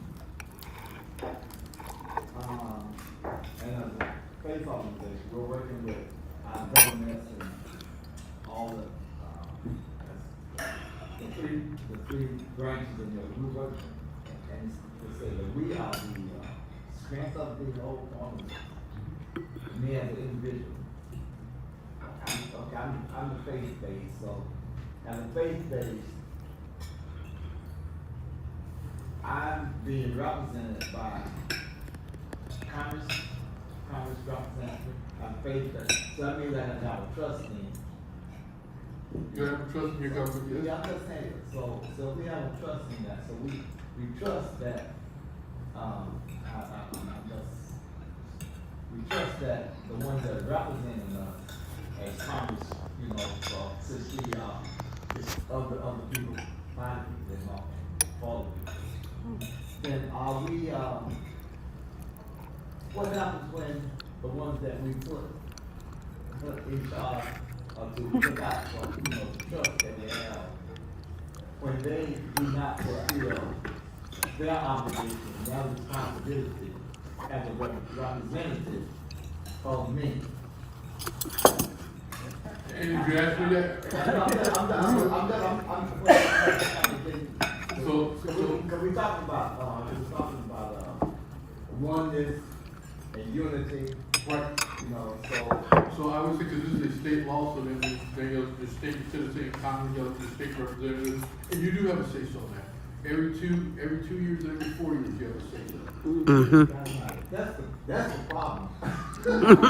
We say we do, but I'm just saying. I'm not gonna tell you how to go. I don't know somebody that she said, no, I didn't tell you nothing about it.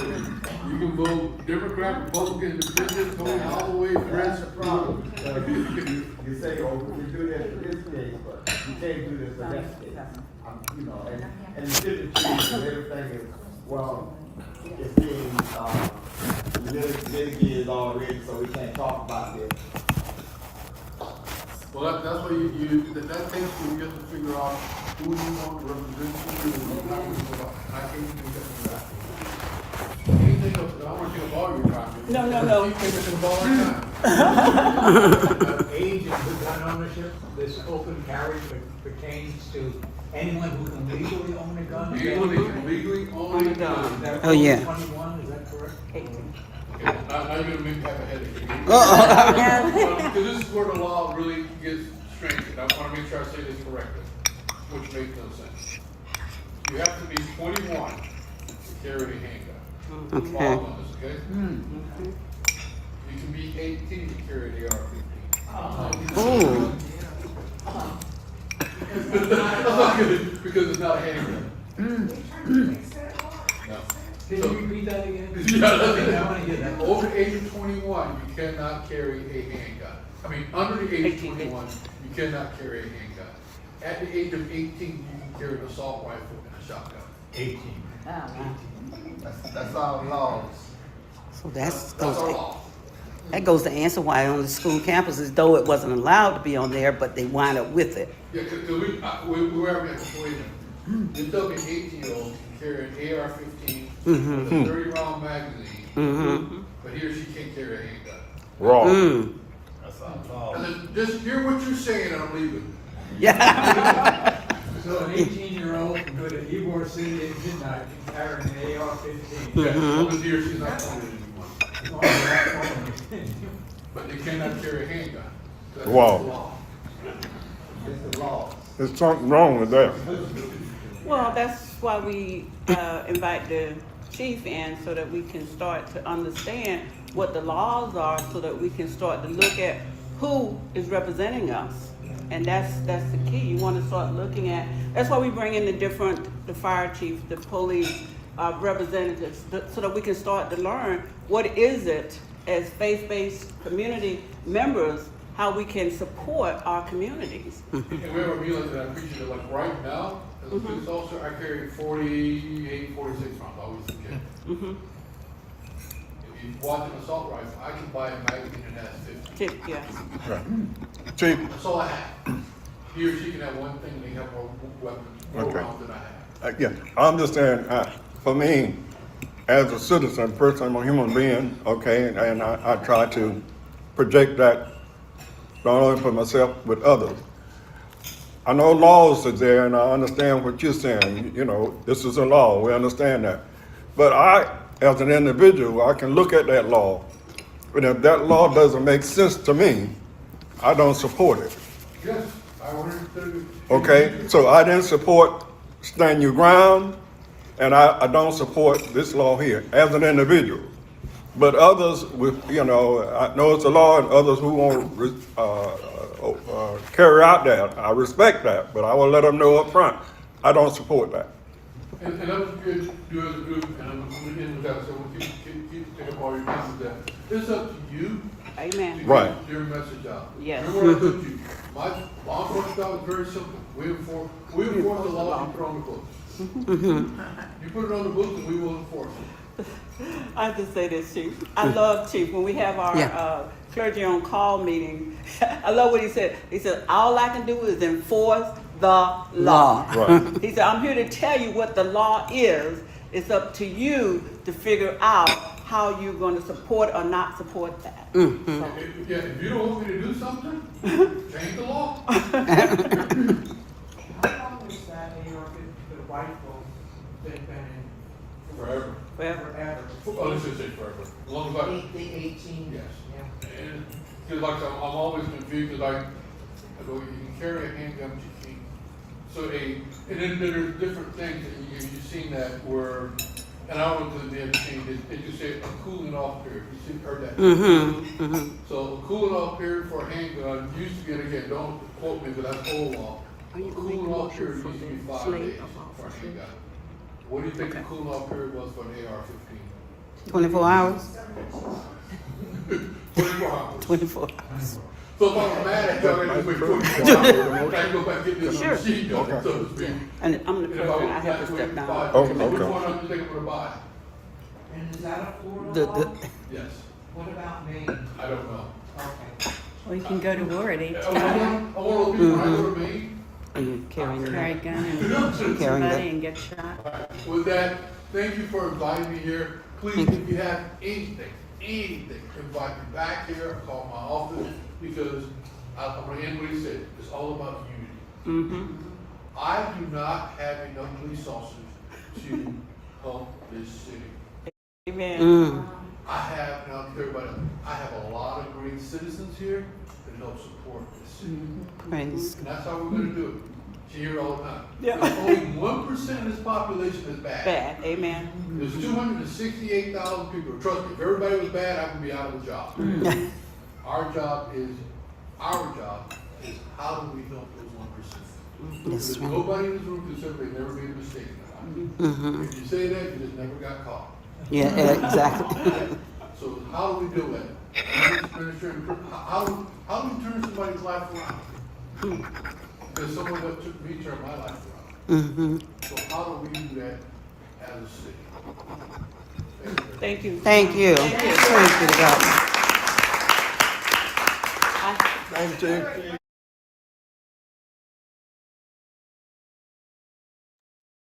Welcome back, everyone. I apologize for some of the viewing of it, but I pray that you did benefit from hearing our Chief of Police, Chief Holloway. Uh, he participated with CWSC Strategic Planning back in 2022, September 2022, when we asked the question, "What does being human mean to you?" And unfortunately, we didn't video it. We didn't have a snapshot of him. He was really pressed for time, and I didn't want to invade his time more. But he took the time to discuss with us his approach to the human perspective, having the human perspective. And this is why CWSC, AM 360, and Interfaith Tampa Bay have this relationship, that because of the persons and in the city government, CWSC, AM 360 has a relationship with the city government. We introduced CWSC to the city council there in St. Petersburg, and at the same time introduced Tampa Bay Area Muslim Association. Tampa Bay Area Muslim Association introduced, I'm part of that as a nucleus. And so we introduced ourselves to the council, even though we had been working forever and a day in the community and with the city, but we had never officially introduced ourselves and our purpose. And I say to everyone, that is very, very, very important, that whatever organization you are of, take the time, introduce to the city government what your purpose is. Become an ally. Forming alliances is what we want to emphasize here, as you can see on my board back there. But if you have any questions or comments, please, let's see, we have a hand raised. Come on in, Muhammad Sharif. Assalamu alaikum.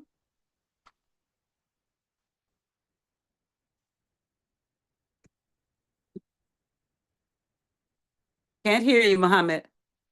I know you're working on getting that phone open. Okay, got you now. Right. Thank you. Thank you. Juma Mubarak. Juma Mubarak. Now the question was, I think you asked a question concerning fake guns. Now this is my first time, that's just me, hearing about fake guns. Now, what was his answer concerning fake guns? His answer was they treat everything at first glance, they treat everything as having a, like some people they don't really want to carry a gun, but they carry it to build their ego, or just to scare off people. And if they should pull it on somebody, they know they don't have bullets in it, right? That is a toy gun. But the intent and the purpose is the same as though you have a real gun. So they will treat it the same way.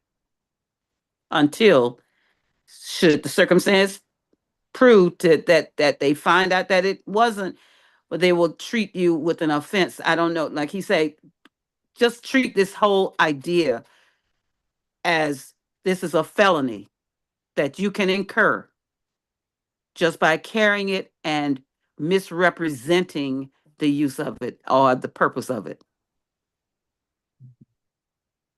Okay. Well, I guess there's others. Maybe I'm just one of those few that Uh-huh. never heard of a fake gun. Oh, you never heard of a fake gun? The toy Nope. guns. The toy.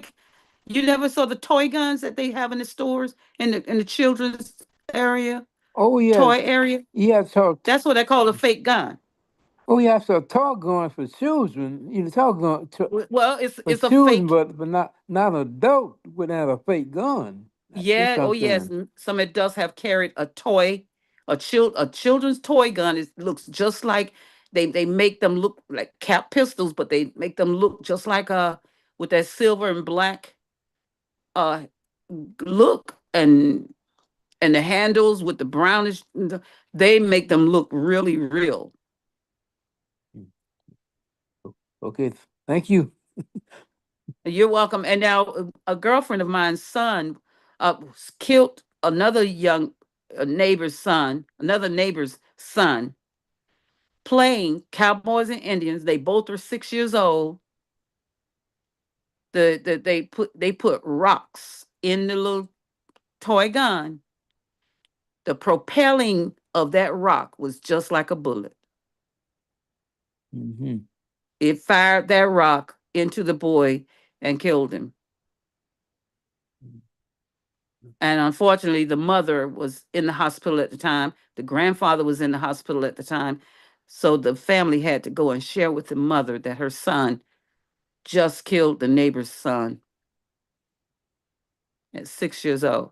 What came out of it, I don't know, because again, intent, and they were playing. But like he's saying, use it, just be intelligent enough to know that this is not a small thing. You're carrying a powerful thing, a response. You have to be very, very responsible. Think before just saying, "Oh, we can open carry," or even having a concealed. Many individuals, like you heard them say, they may continue being concealed. They don't want to acknowledge it because they don't want the hype that comes along with it. Anybody come. I think anybody coming into a place, open carry.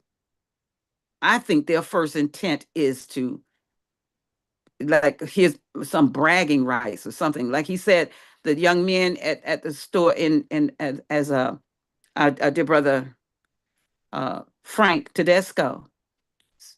I think that was. Oh no, that was our Rev, Doral Pulley, as he said when he was in Atlanta, and the young men were circling their guns around their fingers, Hmm. and the police were sitting there, and that was just, why would you do that? Well, why would you do that? Yeah. Just to get attention.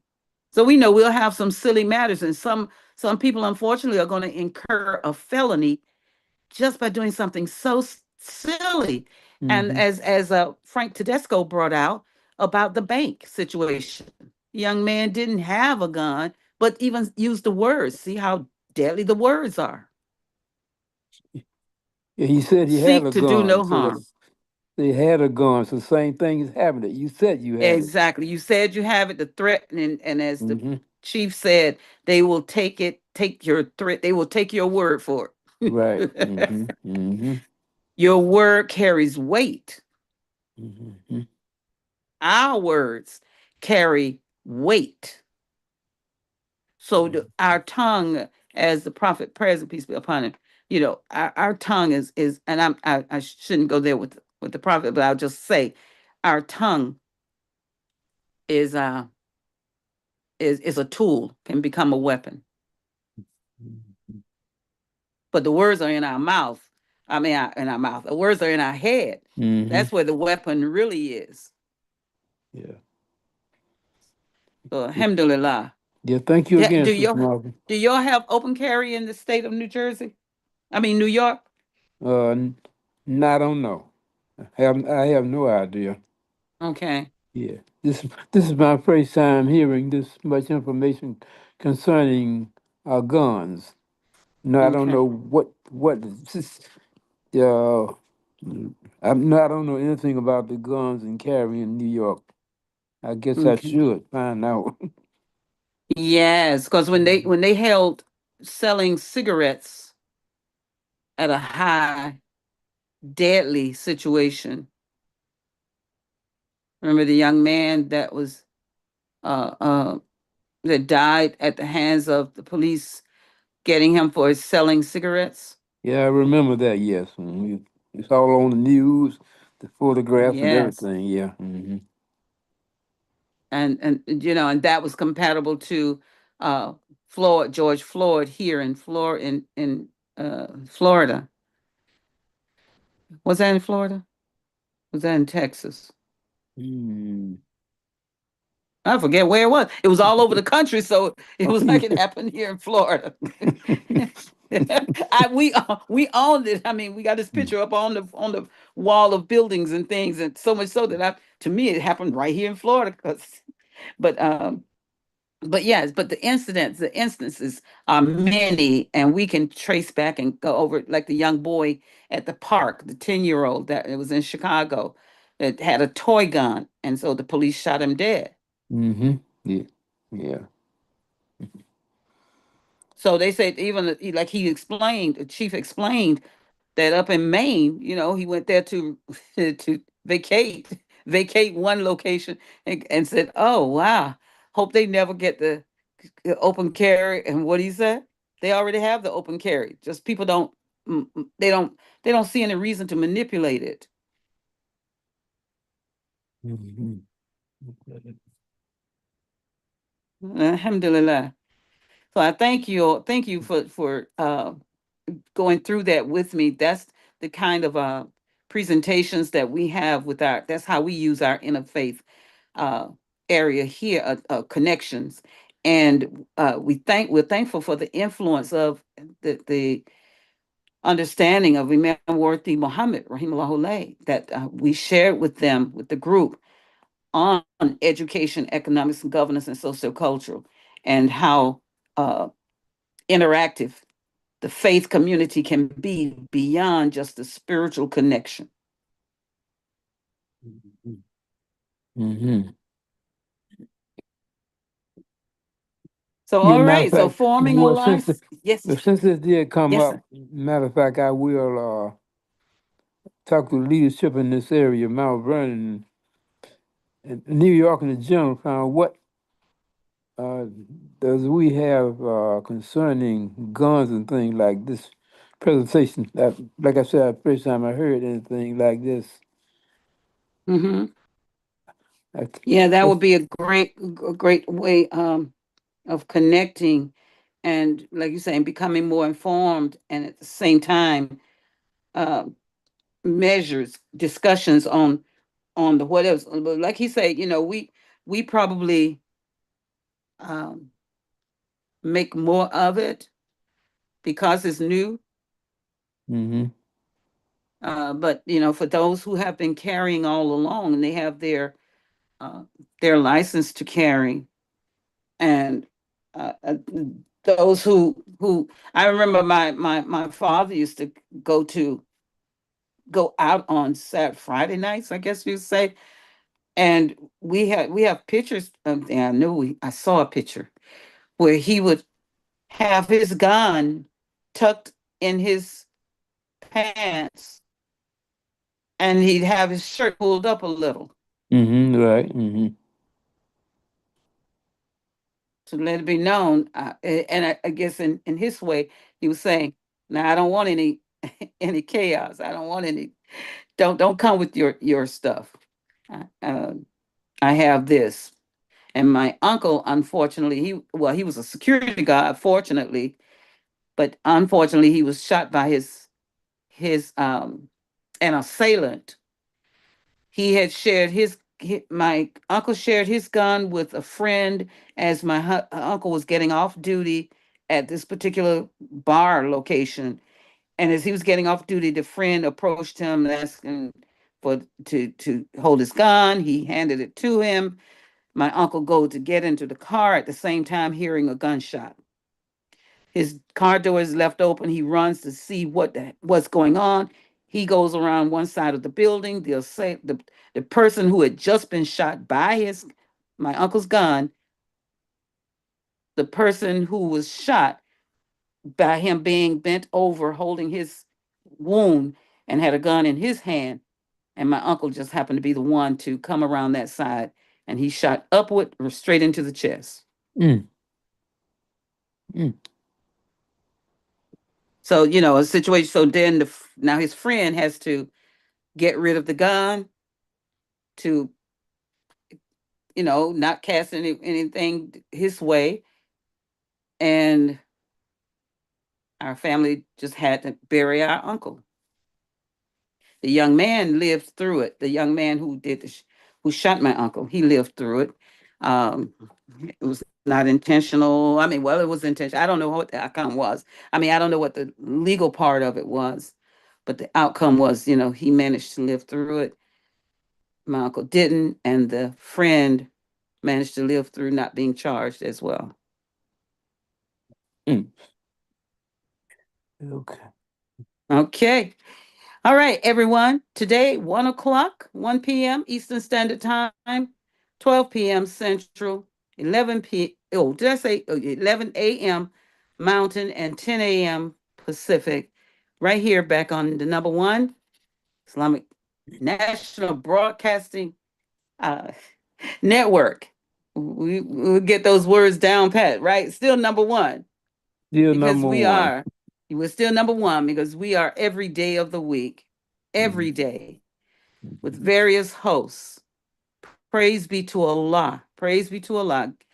Only Allah subhanahu wa ta'ala can keep it that way, have it that way, and keep it that way for us and bless us to improve. And with the team that we have, praise be to Allah for our team, our CEO, station manager, program manager, the rewards and recognition, and our quality assurance, the personnel with the senior management team and the CEO.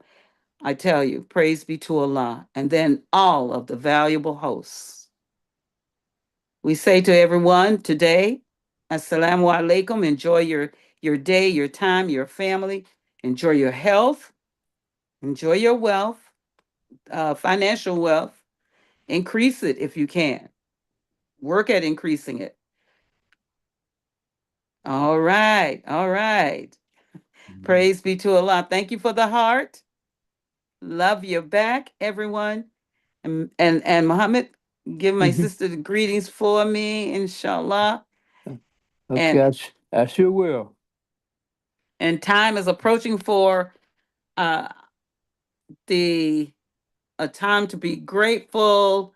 Let's see here. I said I was going to show that. Let me go here. I do want to show Assalamualaikum. a particular. Yes, alaikum assalam. Sister Manira. I didn't know if you saw my hand raised or not. So Oh, I sure did. I saw. Then I thought that was Muhammad's hand still going. Please forgive okay. me, Oh, that's Manira. Come okay. on in. Alhamdulillah. Yeah, I would feel very uncomfortable in regards to the open carry Mm-hmm. to be in a public space and people are open carrying. And I have to now figure out your intentions for having a Mm-hmm. gun. You know, are you looking to hurt someone or to protect yourself or what? It's like a whole nother layer of uh, security that you have to process from someone carrying a gun. If I was in a restaurant and someone came in with a gun, I wouldn't know your intention for having that gun. And you have to figure that out and, you know, kind of uh, be watchful and at the sign of any trouble, make an exit. Or I would probably just make an exit period. You know, I because think I know I would. yeah, because it's I don't want to have to figure out what your intention is for having the gun. And do owners of businesses, what do they do? Just on the door put the placard with no guns allowed? Yes, he said he would rather us not be having to confront the persons coming with the gun. And as he stated, the chief stated that if he came into our procession and we said, Chief, we do not allow do not allow guns inside here because it's private, Hmm. then he would go and he would have to take his gun back to the car and come back in. Okay. He would abide. Yeah, because I could imagine that that would be hurtful to businesses, people feeling uncomfortable with people carrying guns, not knowing their intention, especially in light of the climate where there's so many mass shootings and things of that nature. You know, you have to figure out why people are carrying the gun. So I don't know how it's affected the crime in areas where there is open carry, whether it's decreased or increased, but something to look into. I mean, and it's the same time, like you say, the mindset is such that we have to think like they used to say, a car is a weapon, Mhm. and you have to treat it as that you're driving, and just because you can drive, just because you pass your test exam, written exam, and driving exams, but you're getting into a mindset stream. And people, like we say, people cut you off, the people throw slurs at you. You can use that car as a weapon, but I think best off use it to get away, or use it to slow up and just backtrack. Whatever. Mhm. Be just being mindful. Yes. You You know. know, I had to make an adjustment on that too. I don't walk too close to the curb. Yes, You know, exactly. I get far away from the curb so I'll have time to make an adjustment if needed. So, thank you for this program. It was very beneficial. Alhamdulillah. Thank you for your connected concern, because that's what it's Alhamdulillah. going to take, all of us to shoulder one another, because we truly don't know until that moment happens. But I think, like they said, Publix grocery store is one I frequent, Mhm. and I walk in a hall down an aisle and I see someone. It would depend, if they why show me, would be Yeah, like you said, Manira. Why show me that you have it? right. I'm not a threat to you. You came into this grocery store to shop for food and other Yeah, small items. So you got to show everyone that you have a gun? yeah, Yeah. yeah. Any more comments, please? I, Assalamu alaikum, Sister Alaikum Marcia, assalam. and to Manira and Muhammad and all of the AM 360 listenership. This is the this is DAAH. That's the Oh, that's the DAH. I that's said, the okay, Dad. Okay, Dad.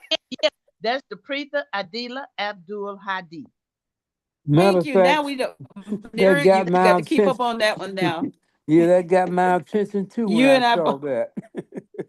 You saw it too, yeah. I saw, yes. I saw the heart come from DAAH. I said, okay, thank you for the Hmm. Uh, heart. I was going to say dad. Please I go said, right I asked ahead. my when I saw that, I said to my son, I said, "Isn't da in the isn't that a word in the Arabic language?" But I'm not sure, but I thought it would be. Anyway, that's what it stands for. Alhamdulillah, and Juma Mubarak to everybody. Give him a You very know, to you there. because I know we got to get out of here. Um, this people that is and for a while when they uh first started letting it be an open carry, I mean folks were just walking the street, and and in the stores, and and they seem like they got their chest, they got all stuck out because they got a gun and they can show people that they got it. But that can be very intimidating to Mm. peaceful people that they have no thinking on their mind about the fact that you got a gun. We don't care. Just if you got it, keep it put up.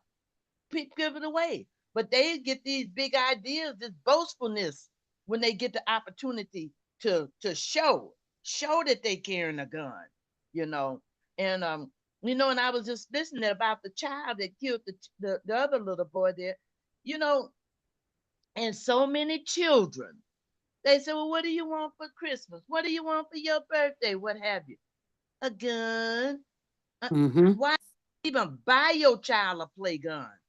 I think the play guns should be banned.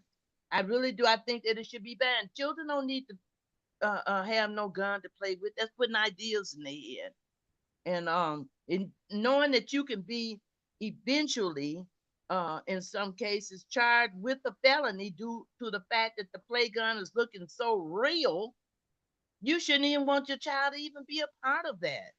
But I, excuse me, because I get kind of hyper when I'm talking about things like this because it's so much nonsense in the fact that we even have that on the market to have children to even be accessible to.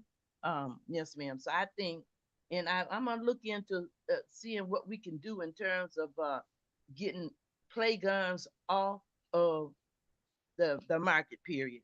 It's no need for that. Children don't need to be introduced to guns at an early age like that. You know what I'm saying? So, Mm-hmm. yes, sir, inshallah. Those were my thoughts on that gun situation, and I thought you had got ready to go. I'm like, okay, she gone. No, ma'am. No, thank you all for sharing and being open minded to the understanding and some of the complexities to it, and Mm-hmm. how we can arrange our thoughts. In our mind, many times when we think things through and think things through and think things through, usually we respond unconsciously because we have planned it out in our mind, pretty much, and we can see ourselves going through that process. What do I do? What do I do? And likewise, I was going to mention, my husband used to tell me, with the even he didn't like that, plus the little soldiers that used to come in the bag, Mm-hmm. those little green Yes. men looking men. My husband said, nope, nope. I had three sons, right? He Uh-huh. said, nope, mm-mm. They be on the floor, putting them all in position to shoot. He said, nope, that's not what need to be in their mind, killing That, somebody. that's right. So that's when I changed the whole paradigm. I changed it. I started putting things, circles on the floor made out of my necklaces if I had to, but I would use Mm, a string or a big whatever kind of material that I could use marbles, and we play marbles, or we mm, and then we started doing, that's when I set up the chess table and had them to learn chess, play mm-hmm. strategy, learn strategies, learn Mm, patience. And it mm-hmm. really took a lot of patience. And my youngest was 5 years old, but we each Mm-hmm. would come by there and we would make a move, and the next person, whoever coming through the house, like while we're cleaning up, even they got used to that chess game being set all the time. Mm-hmm. Mm-hmm. Alhamdulillah. Mm. Alhamdulillah. 'Cause we are Our responsible. being We're the ones. responsible, yes. Yes, we're the ones responsible for these young minds. If they think it's cute, and if you give it to them, oh, then they now it's in their mind. It's all right. It's That's right. okay. I can, and end up getting themselves killed by someone else that may be carrying, and they, point like with the gun. They think the one that's got the live gun think that the child got a real gun because they making them look so real. Why would you do that? You can Okay. imagine the thinking of the manufacturer, the ones who creating the. Remember, they started with guns, sending guns through the mail Mm-hmm. that you could put together. Mm-hmm. And I'm going, wow, just Wow. just like they used to do the paper airplanes or whatever. And they send the whole kit through the mail. They were putting gun together through the mail. Mm. How But about praise be that? to Allah. My mind went to, and I want to just share this too. While in the grocery store, you don't know Mm-hmm. who that person has a contention with. That's right. And so they're in there because perhaps they know that the other person is there. So now they may get up an hour with one another and do a shootout. I've dodged in our neighborhood that I was growing up in. It wasn't that terrible. We loved our neighbors. We loved the guys in the street. We got to know them. But my girlfriends and I, we heard some gunshots and we had to duck because we were in between the line of fire. Yeah. They were shooting at one another, and that, oh Allah, it just They happened not at one time. mm-hmm. They not thinking about who is in the midst of that. Unknowingly. Don't even know. What you say, being innocent, Mm-hmm. you know, doing what they got to do, and now all of a sudden here come a shootout. Here come a shootout. And Because he you shot. looked, because the other person looked at them in the wrong way. Yes, you better believe it. You better believe you make a gesture at somebody, some of these people. Just make a gesture. And honey, you could find yourself in a world of trouble, a dead one. Alhamdulillah. Oh, and one thing too, we do CPR when we find, and those who are knowledgeable of caring. Number one, we will all offer, I think, the best of care to a person who's injured in an emergent situation. Uh, the CPR, cardiopulmonary resuscitation, the CPR for us getting aggravated, frustrated, angry, mad, that's CPR. And anyone who has a level head has to administer CPR. Care or compassion, purposeful, and respect. At the time you see, you can, if you, like you say, call the police officers because they are trained to not negotiate, but to calm a situation. And they have their approach. For those who are caring, are compassionate, and purposeful, they do the direct, they know how to get the focus or the attention of the person or persons, and showing respect at the same time, not just because a person can tell when you're being patronizing, when you're just patronizing them, so that will aggravate them. You've seen shows on when uh, a law officer or someone has had to talk someone down from jumping off of a building. They've gotten so angry that they just, or they want to cut themselves, or they're going to shoot themselves, or whatever. That compassion, that CPR right then, is a person who's caring and compassionate, but at the same time being purposeful, and at the same time extending respect. CPR. And I pray we can those who are able to use it, that they are able to help someone else learn how to do that in a situation where there's frustration. Just at the beginning, nip it in the bud at the beginning of aggravate somebody getting frustrated. Inshallah. Use CPR. All right, let me bring you all attention, everyone. I forgot to almost forgot to do this. You see my screen. For those who can't see the screen, this is one of our partnerships, alliance we formed with uh, a for-profit and a not-for-profit. But this not-for-profit is Al Maun, that's out of Philadelphia. Neighborly Needs presents its first annual food giveaway. A rain date is December 7th, but the date is November 30th, on Sunday, November 30th. Our community, our responsibility. And it's going to be located in Philadelphia, Pennsylvania. That's at 2620 28th, 2620-28 West Oxford Street, Philadelphia, Pennsylvania, 19121. 12 p.m. to 2 p.m., only 2 hours. But what they're going to be sharing is food sharing, food giveaway. We know how important that is to many, many, many families. The special thanks goes to the Kilsul Sangari Foundation and to our very own BT, Bilal Industries, Think Halal Industries, LLC. These are the foundations that's putting this on, and business. Bilal Industries, Think Halal Industries, LLC, and all our volunteers and supporters. Actually, you come at 12, you come to take and go.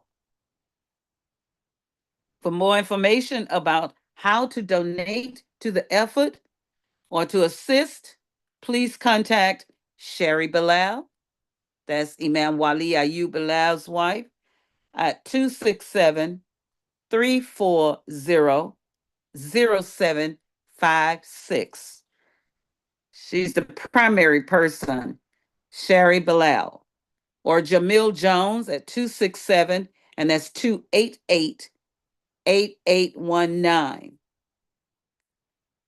And of course, I'm just an in between, I wouldn't suggest me as far as kind of, but the connection is with CWSC as well. But directly to my number, 727-741-9389. Kindly accepting donations. And there's because of the food donation, there is a Cash App number, a Cash App. And that is AL, for those who can see it, ALM, that's ALM, ALM in giving, ALM, but at the same time, it was Al Maun, but we put the UAN, Philly, PHILLY. It's ALMUAN, Philly. $ ALMUAN, PHILLY. As a matter of fact, I have to do that myself. Bring a friend, it says, so family. I have family there in Philly. Family in Philly, bring a friend. Here's the representation here. State representative who's Muslim, he's Muslim, Keith Harris. He's with the 119th, yes, Street Legislative Branch. Excuse me, I said street. 109, what is that? I apologize. 195th, forgive me, and I have glasses on too. 195th Legislative District, Keith Harris is a sponsor of this effort. And Beatty itself, Bilal Industries, Think Halal Industries. That's the first annual food giveaway, Our Community, Our Responsibility, Sunday, November 30th, 2025. Al Maun. And we go also, we want to share with everyone 50 years ahead, 50 States Strong Telethon on AM 360, November 30th, same day, right? Through December 6th. Get ready. 50 years ahead, always thinking ahead. 50 States Strong, Unity, United, Telethon on American Muslim 360, November 30th, through December 6th, 2025. Zoom in. And the ID is 883-5132-3231. Passcode, the number 8, capital T, capital L, capital R, capital A, number 7. Or you can dial 305-224-1968 using the same ID, 883-5132-3231. And the passcode is different for the phone call. It's 919-733 #. CWSC AM 360 is calling you. And there's the microphone. Oops. There it is, the microphone. Have any questions? Please dial 910-317-0297 or go to our website, leave a comment, cwsc.us,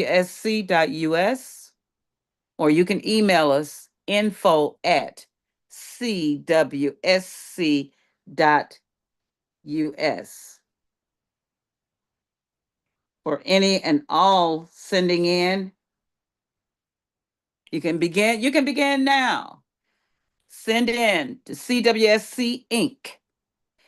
In your notation, you have a specific area that you want your donations to go to. Please, by all means, note it in the notation. For example, AM 360 specifically, put it in the notation. All right? But the check or money order is written out to CWSC Inc., 4905 mailing address, 4905 34th Street South, St. Petersburg, Florida 33711. We'll be announcing this over and over again. We thank everyone, our donors, as we value everyone. We truly do. And we will continue to do that.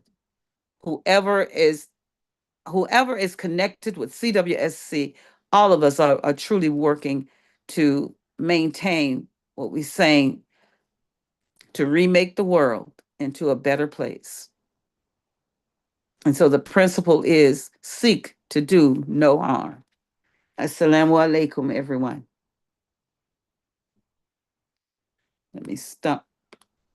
Well, walaikum assalam.